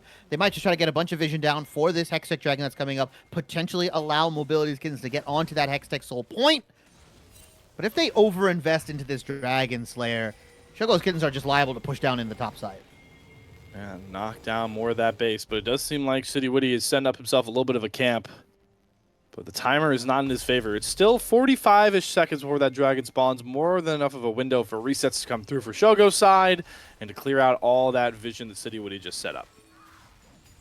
And then remove the pink ward here. They can use that hawk shot to kind of clear everything out, see if there's any traps being laid, which is kind of rough. Right, hawk shot usage super important, especially into comps like Ahri, Nocturne. You have to figure out where they are as they're walking into, or where they were walking into. About all darkness. 5. Yeah, they cut all of them here. We're going to see a fist fight, I think, whether we want to or not. Look at City Woody just waiting in the wings, waiting for somebody to show on a wave by themselves here. But it seems like Shogo's Kittens are trying to bait the Nocturne ultimate out. They're very close by, ready to provide support. Oh, but that ward is going to spot all 3 of Cryogen, Will, and Zamudo. They don't sweep it out either. They pick up the more aggressive ward. So they do see the plan being laid by Shogo's side. We're going to threaten this tier 2 bot lane turret. Do Mobility Skins really want to try and contest this? They're certainly jockeying, but the Ash Arrow, does that once again snipe Mobility? It does! Shogo's engage once again going to get it done, and that might be just enough to really break the base open of Mobility Skins. Yeah, I don't know the reasoning behind defending that tier 2. You saw the Rakan. You saw the Wukong. Like, they're just going to dive you when it goes down. I thought they were maybe laying a trap. Maybe Mobility's Kittens knew something we didn't. But they might just lose the game off of that play. Yeah, City Woody. Key Seeker's Arm Guard he's purchased, able to go into a stasis and flash out, but the turret is soon to fall, and Utter is engaged upon by Darkwings. Very low health bars. You have to be Dragoon to try and hold the line here. This Counter-Strike goes down as the resistances fall as well, and that's just the game. Shogo's Kittens find a big-time comeback win in an absolute bloodbath. Yeah, back and forth game between these guys. The gold never really fluctuating past, I would argue, the 1,000 gold mark until that big, massive team fight win that came out from Shogo's Kittens. That snipe with the arrow onto mid lane. And honestly, kudos to Will and Darkwings for setting a lot of those engages up. It was an invis into a flash Wukong ultimate that was getting those fights started. And you saw just how one-sided they became. If Shogo's Kittens were allowed to dictate these fights on their own terms, you're grouped up, it just felt like it was impossible. You saw it in the mid lane, and then you saw it once again get executed on that bot lane tier 2 siege. Surprisingly, though, yeah, I'm kind of scratching my head on that play call for Mobility's Kittens, because you didn't really have much protection. Ahri was waiting in the wings. Nocturne or City Woody was in mid lane. Granted, he can join the fight very, very quickly because he does have that Nocturne ultimate. I just didn't understand how they were supposed to defend that tier 2 or what they were looking for. maybe had a much better chance at that tier 3 defense, but it was looking like it was going Shogo's Kitten's way after they got that Baron. The siege was upon them. The mid lane inhibitor was already down, so it was kind of rough. You had supers pouring in, and that composition, the Nocturne Ahri composition, it definitely has a time limit, definitely has a window, and it unfortunately just closed. Yeah, they definitely don't play well bunched up. They don't play well with less space, and that's exactly what you saw. Mobility, rough one at the end there because it was such a good game for him. I mean, he was you talked about how scrappy this was. Like, I think 6 or 7 of those fights could have swayed either way with how low the health bars were, but early on, mobility was the difference, kiting back really well, but got caught twice by Shogo arrows, and you mentioned, defending a tier 2 turret, you really didn't need to as mobility, and Utter is one thing. Also ends up dying with the cleanse up as he eats a second Ash arrow, which also is always going to sting on a champion like Zeri, but got to give the execution credit over to Shogo's Kitten's side. They were playing the comp, like you mentioned, that wasn't on the timer. Their timer was later, and boy, when they reached that point, once they got enough damage back onto Dark Wings, and they had the Wukong Gnar combo that was already pretty fed, it was basically lights out with the engages Shogo threw out. Yeah, very well played from Zamudo and Wukong, and also some of the guys on Shogo's Kitten's kind of individually coming up big, right? Specifically Zamudo, who has impressed me so far this week in the Combine. Just honestly, you give him a lead, this guy will take a mile. If you have to play behind, he's very good at that. Like, there's a reason why he is the NACL champion there for good measure here. And yeah, just was able to outplay Dragoon on the side lane, couple key solo kills, putting pressure onto the map. I think the one play that really comes to mind is the solo kill onto Dragoon in the top side to then recall TP bot side to get another pick onto City Witty there to kind of stall the game out and allow them to kind of reset onto the map. Very, very well played from Zamudo and Shogo's Kittens here. But they get to play the reverse side of this draft, correct, Slayer? Break me through. What's happening now? Game 3, what's the difference? Game 3, this is the most fun part.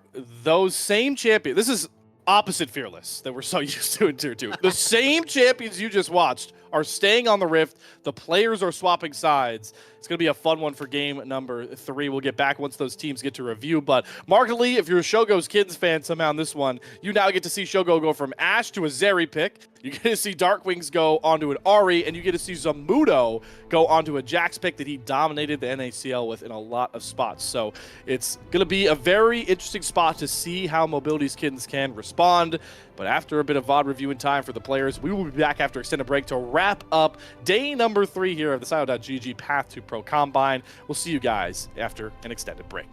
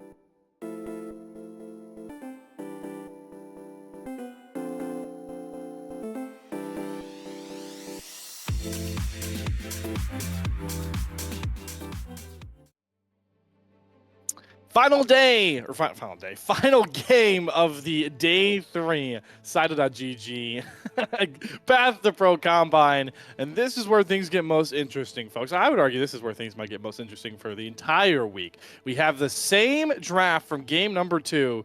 If you're a real Worlds watcher, this is game 3 of BLG versus HLE, but we swapped the sides. So this is going to really test, you know, Shibby, how these teams can understand to play much different win conditions, and really fun, understand how to play the opposite side of the matchup they just played. That's honestly the most fun part for me, at least in the early game. Yep. Shogo's Kittens were on the red side draft in game 2 here. They were piloting the Gnar, the Wukong, the Silas, the Ashe, and the Rakan. They ended up coming out with a win here off of some very clutch engages from both Will and Shogo. A lot of good team fighting and a lot of good, objective team fighting on the map here. While on the side of Mobility, they were piloting the Zeri, Rel, Ari, Nocturne, and Jax composition, and they actually got out to a pretty solid lead in the early game. It looks like they had a lot of control. City Witty was like 3-0 and 10 on the Nocturne. Like, these guys were in control of the map for a very long time, but unfortunately, the window of opportunity for their composition to kind of win that game slowly but surely closed out due to a lot of good fights from the Ashe Wukong composition. So like you mentioned, Slayer, these players have swapped sides. The champions are still on the same sides here, but the players have swapped over. Whatever you can do, I can do better is the motto for Shogo and Mobility here. So we'll see them kind of pilot these different drafts. We talked about the win conditions in game 2, but for anybody joining us, as you can see, these players were briefed on these drafts prior. So the reason they are going through these Worlds drafts is to test for different things, right? The whole point of the Cyto GG Path2Pro Combine, it's not just to win, right? Winning's nice, winning's good, but Parth has gone on to say that it's not the only thing that matters. It doesn't really care. This Cyto GG Combine is looking to test a bunch of different aspects, right? Earlier yesterday in the game 3, we had people not buying wards. You weren't allowed to buy any wards. So that was testing for intuition. That was testing for things like perceived information. How do you play around that? In this game, we're testing the Worlds drafts. These players have been briefed on it. They've been allowed to VOD review both the Worlds games and their games previously. So they're going to look to how to pilot these compositions. They've had more time to talk about the win conditions, more time to understand what timers they can play on, when they can fight, when they can't fight, so on and so forth, what a ideal team fight looks like. So that's what it's going to test. Your coordination, your ability to VOD review, understanding what you can get out of these champions. And so I'm very excited to see these guys. We'll see if Shogo's Kittens can go 3-0 on the day, or if Mobility's Kittens can walk away with the last laugh. Well, it's time to go to the Rift to see exactly how it all plays out, Chibi. As if we're talking about scaling up in a sense of these 3 games, game 1 was a rout by Shogo's Kittens. Mobility's Kittens, like you mentioned in game 2 so well, were in position to take that one. Let's see if they can find the last one. But like Parth said, not the most important thing about winning. Let's see what execution looks like, reactions, understanding of these drafts is. You're once again going to get some potential level 1 shenanigans as Cryogen is caught out with a good dash over the wall from Adder, but that crash down cancels the abduct. So Cryogen will be able to woefully sneak out with the same champion he started the day with. Potentially his mobility actually burns heal for the speed up. Cryogen will have to flash at the end of the day as we're just fighting level 1 everywhere. Dragoon reface checks the brush where Will was waiting and chunks him down to about half HP. Now we're flanking the level 1 brigade towards top jungle. This Darkwing's gonna spot everybody coming through. He does get slowed. Adder's gonna flash to force a trade of flashes. As we have a second game in a row with these 2 comps where everybody is just throwing hands at level 1. They're trying to get a kill here. If you recall in game 2, Otter actually ended up going down on the Ari, but the matchup is flipped. And honestly, Mobility's Kittens get the advantageous Summoner Spell trade.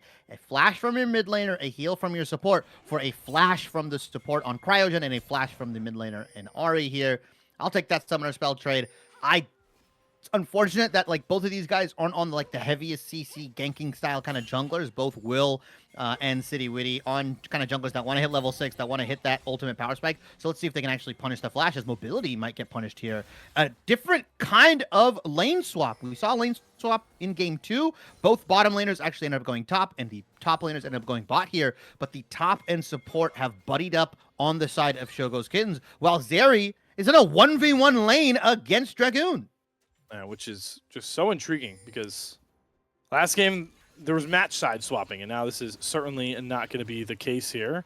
The Shogo likes his odds into trading with Dragoon. Guy that draws the short end of the stick here is definitely Zamudo, the melee champion into Rakan Ashe, who are already up to level 2, so he's not really going to get to farm much more going forward. I'm just curious how this evolves once junglers get involved and supports maybe try to run around. But to your point, Shibby, the fact that we have 2 junglers that rely on level 6, they're not really going to gank early. They might just scrap it out in their own jungle here. Fear going to land from Will. He has the level advantage. He's just going to try and ram through City Witty's health bar, but He'll retreat towards Utter. Big trade nonetheless for Will.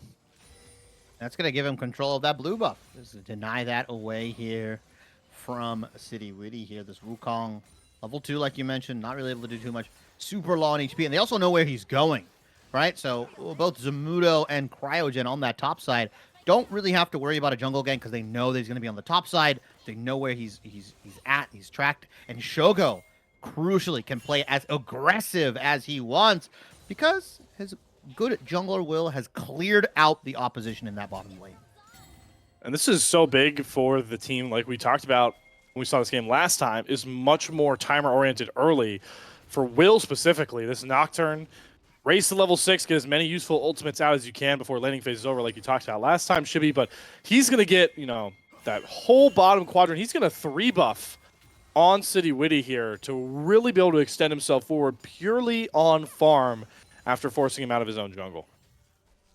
Yeah, they'll trade the Scuttle Crabs here, but realistically, yeah, Will's going to come out with a nice, chunky EXP lead. Dark Wings, flexing the Ari, arguably on a champion he's much more comfortable with. As Cryogen does Hex Flash over. We got to see Cryogen on the rel in game 1. Really took over outside of laning phase with some very crucial engages. I want to see if he can do it again on a different style composition as we see him fly in. Yeah, and Utter does avoid it. Goes back in with the Upscano Duct. Gets the healing through. There's Ignite on top of Utter's head. Darkwings is out of mana. He's just trying to auto-attack his way through for maybe a kill, but nobody going to really fall. A couple of blinking health bars. Yeah, really, really interesting engage coming out from Cryogen there. Did burn the Ignite. Wasn't able to pick up the kill here. Will as well. I had to alter his farming path a little bit just in case some shenanigans happen, but Shogo once again, being able to match Dragoon. This is a very intentional lane swap coming out from Shogo's Kittens, specifically because that Ashe Rakan lane does very well into Zeri Rel. So instead, they give him that solo lane. They remove the ranged versus melee kind of advantage that Dragoon would have against Zamudo, although Zamudo still has to kind of play into Ashe.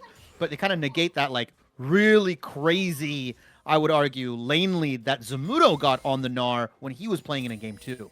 And like you talked about, the one that Mobility and Cryogen were able to get over Shogo and Kim down. So very deliberate here to try and put Shogo in a place to hyper carry like we saw Mobility do in the first half of that game, but started to falter, something that may be a real difference between Shogo and Mobility as players, but they're looking to scrap with Cryogen going for an engage on a Dragoon. Does not have the Mega Gnar anytime soon, but Shogo's mana bar is going to sail out any further trade. Yeah, and Cryogen just kind of fearless on this rel, which is honestly the way you should play it. Go for as many crash downs, as many stuns as you can here and see what lands. Oh, stuns up Dragoon, who is building up the Mega Bar to try and go Mega. He's going to immediately throw Shogo into the wall. Great cleanse flash, so create some distance. Now Dragoon trying to cut down the angle, but his health bar is depleting. Couple more autos. Stun comes across. Kim Down's going to whip his tail to find himself first blood, and now Cryogen is caught up river with no paddle and will fall. It's a double kill over to Kim Down. Will is going to pull up to the party here, though. Dragoon very, very low, scarcely close to falling, trying to play his distance around Will, but the turret is going to encase him and at least give a trade back over to Shogo's Kittens. Will ends up picking the kill there, but really good power spike timing from Dragoon and Kim down there. The Gnar ultimate forces both the flash and the cleanse from Shogo, and you saw he just could not get those Qs to go through all the way through from Kim down into Dragoon. Dragoon living with a sliver of HP, picks up the double kill, or picks up, sorry, the double assist. Kim down actually ended up picking both of those kills there. So not the most consequential, right? The support, yeah, he gets tier 2 boots, but in reality, Will picks up a nice chunk of changes. City Witty. Darkwings does have a lot more mana. Utter, very low. 3 versus 1, though, coming. Darkwings, you have to push the Spirit Rush to just get over the wall here. Those tier 2 boots showing out here for Kim Down. Yeah, I was able to get into the mid lane super quickly here as the TP does get channeled from Zamudo. Dragoon, mini Gnar form. They're going to look to try to dive him. They're going to look to get him out of this top side. Big wave being missed. Bare minimum. Bare minimum indeed. Kim Down swinging over as well to try and provide support, but that CS is going to be lost here as we go back to the Mobility Zamudo show. Mobility has to play cautiously, but he got too close towards Zamudo. He does burn the cleanse, but Zeus just going to stick on him and punish him for his missed position. I feel like we've seen this happen so many times. The Ashe in the solo lane, even at the world stage, just randomly dying to to the top laner that they're matching, I mean, Mobility had flash, but also Zamudo had flash. Mobility also had the ultimate available. Didn't decide to burn that either. I'm kind of surprised that he just kind of took the beatdown that Zamudo gave him. Yeah, it certainly felt like, at the very least, try and cleanse flash ult. Should create enough distance, but Mobility accepted his fate nonetheless and set up a pretty scary prospect. We talked about, you mentioned how diverse Zamudo's champ pool is. He played last game on that Gnar. It's all about team fighting. Hold on, my point's not even come out here. We have the first Paranoia from Will, but a stolen Spirit Rush well-timed from Utter. Will just shut down that first key ultimate. Will not finding as much success on the Nocturne as City Witty did. City Witty's ultimates were very good here. Now he's on the Wukong. Okay, dodges the first stun. Ash Arrow gonna hit a field goal. 3 points. Doesn't help in League of Legends. There's the Cyclone out from City Witty. Crygen gonna crash over the wall. Good dodge on Kibdown's grand entrance, but he is 4 versus 1, and there are 2 bouts of the Cyclone. Mobility gifted that kill for his kittens. Fortunately, only the fanciest of feet could have gotten out of that situation. Good movement from Cryogen, but stuck in a rock at a hard place is Shogo. Oh, man, Dragoon. Not enough damage with the full combo. Doesn't want to go under turret, but certainly bruised up Shogo. Yeah, I mean, he's just been relentlessly ulting Shogo into the wall every chance he gets. Good kill coming out from Mobility's Kisses, but that doesn't really amount to anything, right? No dragon. Loaded Cloud Dragon as Shogo did pop the ultimate in the top side. Zamudo also getting aggressed on. 1 versus 2 here. Maybe some Mobility revenge, but a good counter-strike hop combo from Zamudo keeps himself safe. Lightning Crash committed by Shogo, likely to clear out that wave. Zamudo staying strong now in a much tougher matchup. And they're trying to set something up here. 3/4 HP. Let's see if Kim Down on Mobility actually try to dive here. I don't think they need to, especially at Jax with Counter-Strike and Ultimate available, Flash as well. A lot of outplay potential for Zamudo. You need to bring another person in. As Will is creeping near Zamudo right now. Doesn't have the Ultimate available, but should be up pretty soon. Otter and Cryogen trading blows back and forth, vying for that vision as Shogo's Kittens did end up getting those grubs. The first rotation of grubs early on is Zamudo? This is no mana. He still thinks he can go 1 versus 2. The heal to keep Mobility extra safe. He was baiting for the Paranoia, but a great time charm from Kid Down is going to force Will to try and flash to get the fear. It will come across. Another flash from Zamudo to cut down and bring enough damage. Great bait, and Will gets the job done despite Kib Down's best antics. Yeah, he was creeping around that area, and one cool thing to note that Will did, he took the Blast Plant over the Dragon Wall and missed all the vision line that Mobility and Kim Down had put down. Look, there's a pink ward in the river. There's 2 wards near both the Tri-Brush and the Krugs here. So that pathing from Will actually allowed him to get the kill there. Very, very well played. I don't know if he knew vision was there or just assumed that the vision was down because of the way the lane state was. Very, very nice pathing to get that kill. I like that from Shogo's Kitten, specifically Will and Zamudo buddying up. And, we have a lot of similarities between our 2 games, and it's intriguing that it's Will in the Nocturne spot that is, once again, one of the few champ players that gets to their first item, builds the same Profane Hydra, and is 2-0. So how fun is it that Will is in an eerily similar position to City Witty from the last game? Yeah, I mean, that item is going to allow him to get so many more ultimates as Zamudo, maybe caught between 3, but he's going to hop out easy peasy. As Darkwings did have to burn the ultimate down there. Otter still has the ability to steal, but they're going to try to deny the 6 grubs away from both Jax and Ari here. Something we thought Mobility's Kittens should have done in game 1 when they were, or game 2, sorry, when they were on the other side of the draft and they had control of the grubs here, but instead Mobility are going to deny that away from Zamudo and them. 3-3 apiece. Dragon still has not gone down. Yeah. We are 13 minutes nearly, 12.5 minutes into the game. The first Dragon has not gone down. If a soul would be on the menu, it's not going to happen until at least 30 to 35 minutes in. Man, Shibby, do you feel like that favors the Mobility's Kitten side with the timers we've talked about between these 2 comps? I mean, you're staring down the barrel of a Jax and Zeri, who love to scale into the late game. So if you don't have that Dragon win con, right, you may eventually get up onto it very, very soon. But it's still going to take, like we said, 15, 20 minutes first post that first dragon for them to actually secure anything. And then you also have to pray that you roll a very good dragon, right? Hextech, Infernal, maybe Mountain even. Those are the kind of souls that are like game winning or game ending sort of souls. If it's like Ocean, Chemtech, that kind of stuff, now you've just delayed the inevitable, and you have a horrible soul to put your, rest your hat on.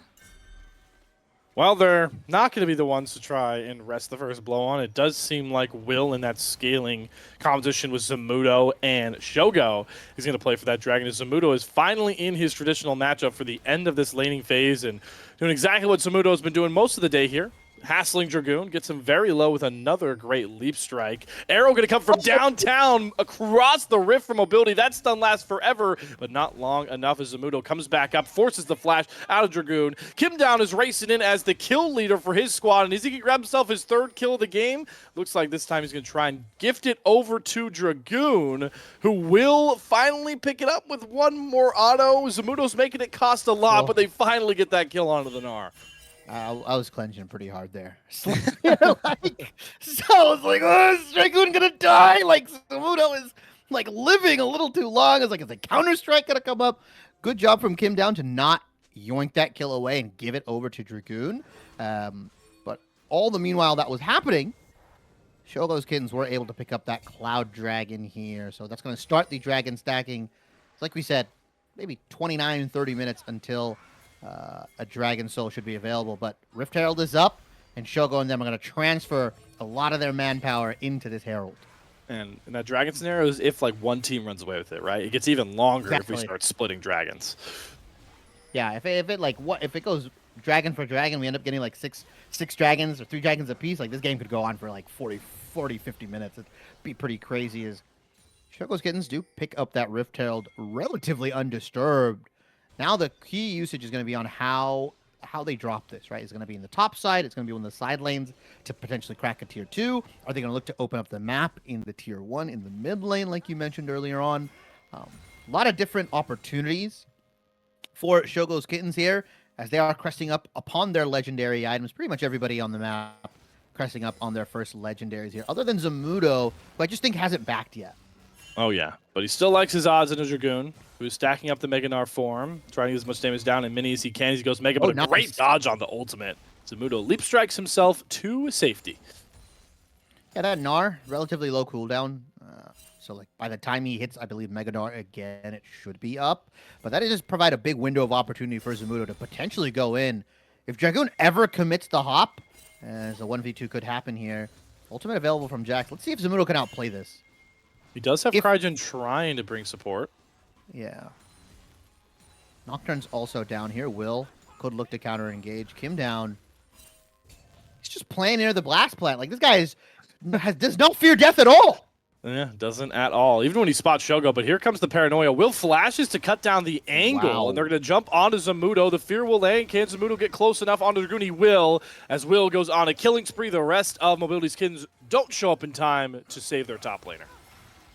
Oh, hold on, though. Mid laners are going blow for blow. Charm lands as Adder goes in with the sound of Darkwing's going to have to do Spirit Rush to get back out. Bot side, Cryogen hopped on Mobility, trying to stack up his volley procs as Cryogen might look for a turn. No paranoia, though, from Will. Really nerfs their ability. The arrow comes out as Cryogen pushes the crash down, tries to get a shield of his own, flashes to safety. Kim Down follows with the Charm. Mobility will find the kill, and they might look for more here with the Cyclone. Zamudo dodges out on the first knock-up. Drive-by from City Winnie will not land as Zamudo forces everybody to take some turret shots. They're teleporting in a 4th man. All of this just to kill off Zamudo, as it's going to at least cost them a first turn on the backside. And Zamudo's once again left to play stall, maybe even try to find a trade. Good clone from City Winnie to finally commit to the kill. But Shimmy, that cost a hell of a lot. A lot of TPs. They actually doesn't cost them. I believe it did cost them, actually, like you said, that first turret. It's also going to cost them potentially a tier 2 in the top side. That's 700 gold, albeit being split amongst 3 people. This is a lot of direct injection of gold into their pockets, and specifically Shogo here. Woo! Yeah, it cost them an arm and a leg. It's like when you go to the ER. Yeah, but they're trying to find replacement parts with Utter's flank as the lights go out once more, but this time for the mobilities get inside. Utter trying to wait for his cooldown to come back up. Darkwings once again uses Spirit Rush. The Abscond duck in the land, but Darkwings uses the last charge. Now the real paranoia comes out, and Zamudo teleports. It's his revenge tour, trying to find the slam downs. A triple Magnet Storm for Cryogen wipes out Utter and company, and now it's just picking off the stragglers. See ya later, mobilities kittens. It's 4 back to the Shogo side. And luckily, it's only 18 minutes into the game. The Baron is not up, but Cryogen, ice in that man's veins. It's a massive Magnet Storm. Once again, right, just performing so well on this rel. We got to see it in game 1. I was like, okay, is he going to pilot it in game 2? Right back onto it in game 3 and hitting these massive engages, setting up his team for success here. Very, very well played from the Shogo's Kittens side, and they finally pulled ahead with a significant 4,000 gold lead. Yeah, they're just doing such a good job in my mind, causing, you know, maybe not desperation, but like a smaller version of that. These aggressive, I'll call it, plays for Mobility's Kittens and really, really punishing it. Darkwings using his Spirit Rush defensively, and then Zamudo.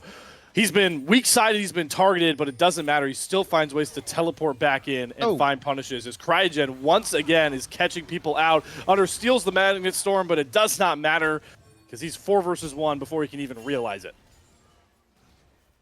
Nice play coming out from Cryogen and Shogo and the gang here as they're able to pick up Otter, pick up that bottom lane tier 1 here. Now, all tier 1s have been knocked down on the side of Mobility's Kittens here, as well as the tier 2 in that top side, which could lead to an end angle later on into the game, as Dragon is going to be scooped up by Shogo's Kittens. They've kind of have full control of the map, I would argue, because of how far ahead they are in gold. Now it's squeezed up to about 5,000 gold for them. And, you know, I feel like we've seen Shogo's Kittens in a similar position. I feel like in game 1, they were 5,000 gold ahead at one point, and they kind of just ran away with the game. They've got the Dragon stacking, too. They've got Baron to play for in less than 15 seconds with that top side a lot more open like you're talking about. It is certainly starting to feel like Shogo's Kittens' game to lose as we leave that 20-minute mark on game 3.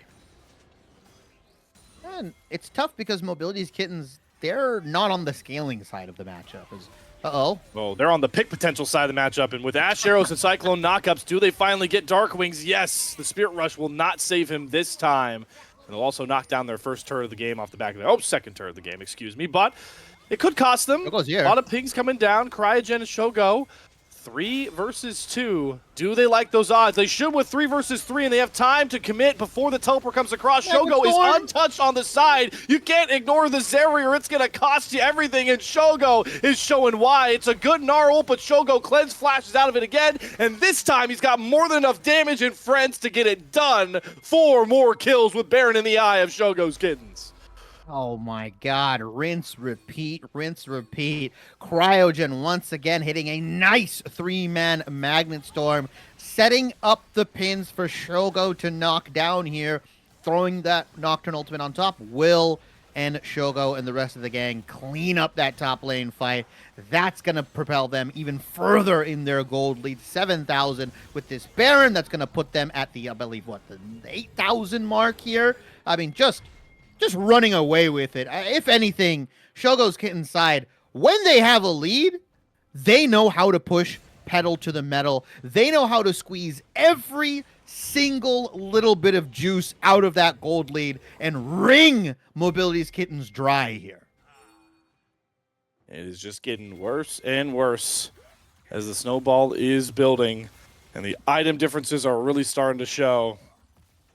You talked about how powerful mobility looked the last time we saw this game with Azeri on 3 items. How much scarier is it with Shogo? I mean, you know, we do know that Shogo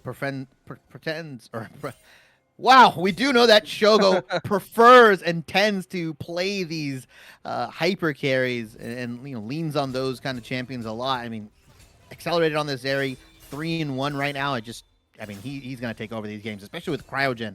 Just locked and laser focused on this rel pick right now. Beautiful engages. As you do see City Witty looking for a crazy angle right now. This guy's deep behind enemy lines. Oh, but Shogo, the reactions are on point as always. Just hops right over the wall. Cryogen has the flank on the flanker, and with Will knocking the lights out, the Fear landing, they should be able to just burn through City Witty with no clone. Lightning Crash committed, and it's now Dragoon that's going to have to try and get out, but neither will survive, as it's 2 more kills to Shogo's Kittens.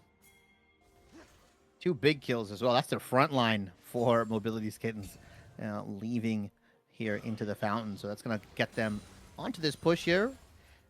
One thing, maybe one small criticism that we've kind of levied against Shogo's Kittens team is that they are a little bit apprehensive around the Baron. Game 1, they had that issue where I believe they ended the game at like 30-something minutes when probably the game could have ended at like 25, 26 if they're a bit more aggressive. This time around, though, using that Baron, getting those picks, and kind of cleanly taking the game as Shogo is pushing that bottom side. You've got 4 men strong in the mid lane. They're going to push the inhibitor down. This is how we expect a team that has a 10,000 gold lead to end the game. Uh-oh. Well, but they don't have Shogo this time, and that means with 5 strong, they go back in, but Cryogen gets another massive stun combination, and Darkwings and Zamuto's damage is more than enough this time. Cryogen show is on full display. You waited months for it, and boy, did it deliver an ace for Shogo's Kittens, and that's going to be a 3-0 on the day for the squad. Oh my god. This guy has not played competitive in a bit, was stashed away by FlyQuest here. They thought him out, right? It was Cryogen. They thought him out like Captain America. They took him away. They gave him the Super Soldier Serum. He comes back a beast, man. Just absolutely rolling through this Combine. His first appearance in this Combine here. I mean, just beautiful, beautiful engages from Cryogen on this rail here. Even an immaculate recon game in game 2. Shogo's Kittens, they take the day, they take the block of 3-0, and just kind of show you how good some of these guys are. I mean, Zamuto, Darkwings pairing up 2 different kinds of champions, North American, Challengers League champion and the CLOL champion. That's a combo match made in heaven here. And then just having Shogo and Cryogen buddying up. Cryogen not missing a step. Shogo, again, not looking like he missed a step. Still looks like one of the best 80 carries in Tier 2/Tier 3 here. Very, very well played from these guys. Yeah, and even Will, the one guy you didn't mention, we asked the question, the old meme is like, Summer Will's a different beast than any other season Will. That looked like Polestar Will today, especially in that second game. You mentioned the really smart pathing on the Nocturne to make sure he can get those ults off. So, and 6-0-7. But yeah, I mean, are we shocked? I know we were a little apprehensive because we haven't seen Cryogen in a while, but are we shocked that the Papa Smithy org picked out another gem from NA? I'm really not. Yeah, I mean, they've got a good eye for talent, good eye for scouting here. Cryogen should be on the fast track to Tier 2 team very soon. I mean, if he doesn't get noticed off of this, I don't know what it's gonna take here. But shout out to them, very good job for Shogo's Kittens. Though not to be outdone, like we mentioned in the Side OGG Combine, and Parth mentioned as well. Winning doesn't really matter, right? It's nice to win. It's nice to have that under your belt. It's nice to have it for like bragging rights and stuff. But the Side OGG Combine is testing for a lot of different things. It's a very audacious and very, very unique Combine that these guys are trying to bring on, and they are testing for a multitude of things, right? Win or lose doesn't really matter, hence why we have all these different challenges. Like we mentioned yesterday, if you guys missed it, they played their game 3 in both blocks. No warding was allowed, so you can go check that out. Today, both game 2 and 3, they were playing a Worlds Draft, and they flipped on both sides. It was the BLG versus HLE. I believe it was game 3, like you said, Slayer, the Worlds Draft here. So they're testing for a lot of different things, and I'm sure Parth and the rest of the guys got what they're getting out of this. Win or lose, you don't really have to worry about that. And I kind of like that pressure being relieved. Like, oh, I have to win, or I'm not going to get moved up into the next bracket, or I have to win, or I'm going to get pushed down, all that kind of stuff. So really, really cool project. A lot of good players in here, a lot of different storylines, narratives that we mentioned, right? Players that have been playing in Tier 2, Tier 3 for a very long time. Guys like Otter who haven't been playing a really long time, and guys like Kryra who have fast-tracked their way from Tier 3 to Tier 2 and have looked like an insane talent. Tons of players here. Tons of amazing prospects here. And 5 of these guys, at the end of it all, will be going to Korea for a boot camp. But that's phase 3. Right now we're in phase 1, and if you're asking what phase 2 is, well, 10 of these guys will be going to LA to internally scrim against each other and to, test for who the 5 individuals are going to be going to Korea here. Slayer, did I get everything? Did I miss something? I'm pretty sure I broke it down pretty well. I mean, the only things you missed is where the rest of phase 1's going, right? And I can easily take that one up. And tomorrow we'll be back here. This is the only block we have for today for myself and Chibi. Tomorrow at 7 p.m. Eastern, we'll be back here with day number 4. You'll have Orbital and RMC taking you through that one with All's on production. So that one will certainly be a very fun. We'll see what exactly the hijinks are getting up to with the creativity. I haven't been told any sort of creativity yet on that day, but we'll see what exactly happens. That is all for myself and Chibi. As Chibi pointed out so well, this Combine is very good at putting together players that haven't played together. For us casters, that's the first time myself and Chibi have ever cast together, so it'll be very fun. There's a couple more weeks of this as well. I'm sure this isn't going to be the last you see of myself or Chibi or Pop-Tart, who was awesome on production behind the scenes, but that will do it here from Sida.gg. Shout out to Parth for putting all this together. Shout out to Boldy and Blue Otter League for allowing us to come on here and do what we do, and make sure to tune in tomorrow to watch what the future of NA talent will look like as we roll on through phase 1. Until then, enjoy the rest of your night and take care.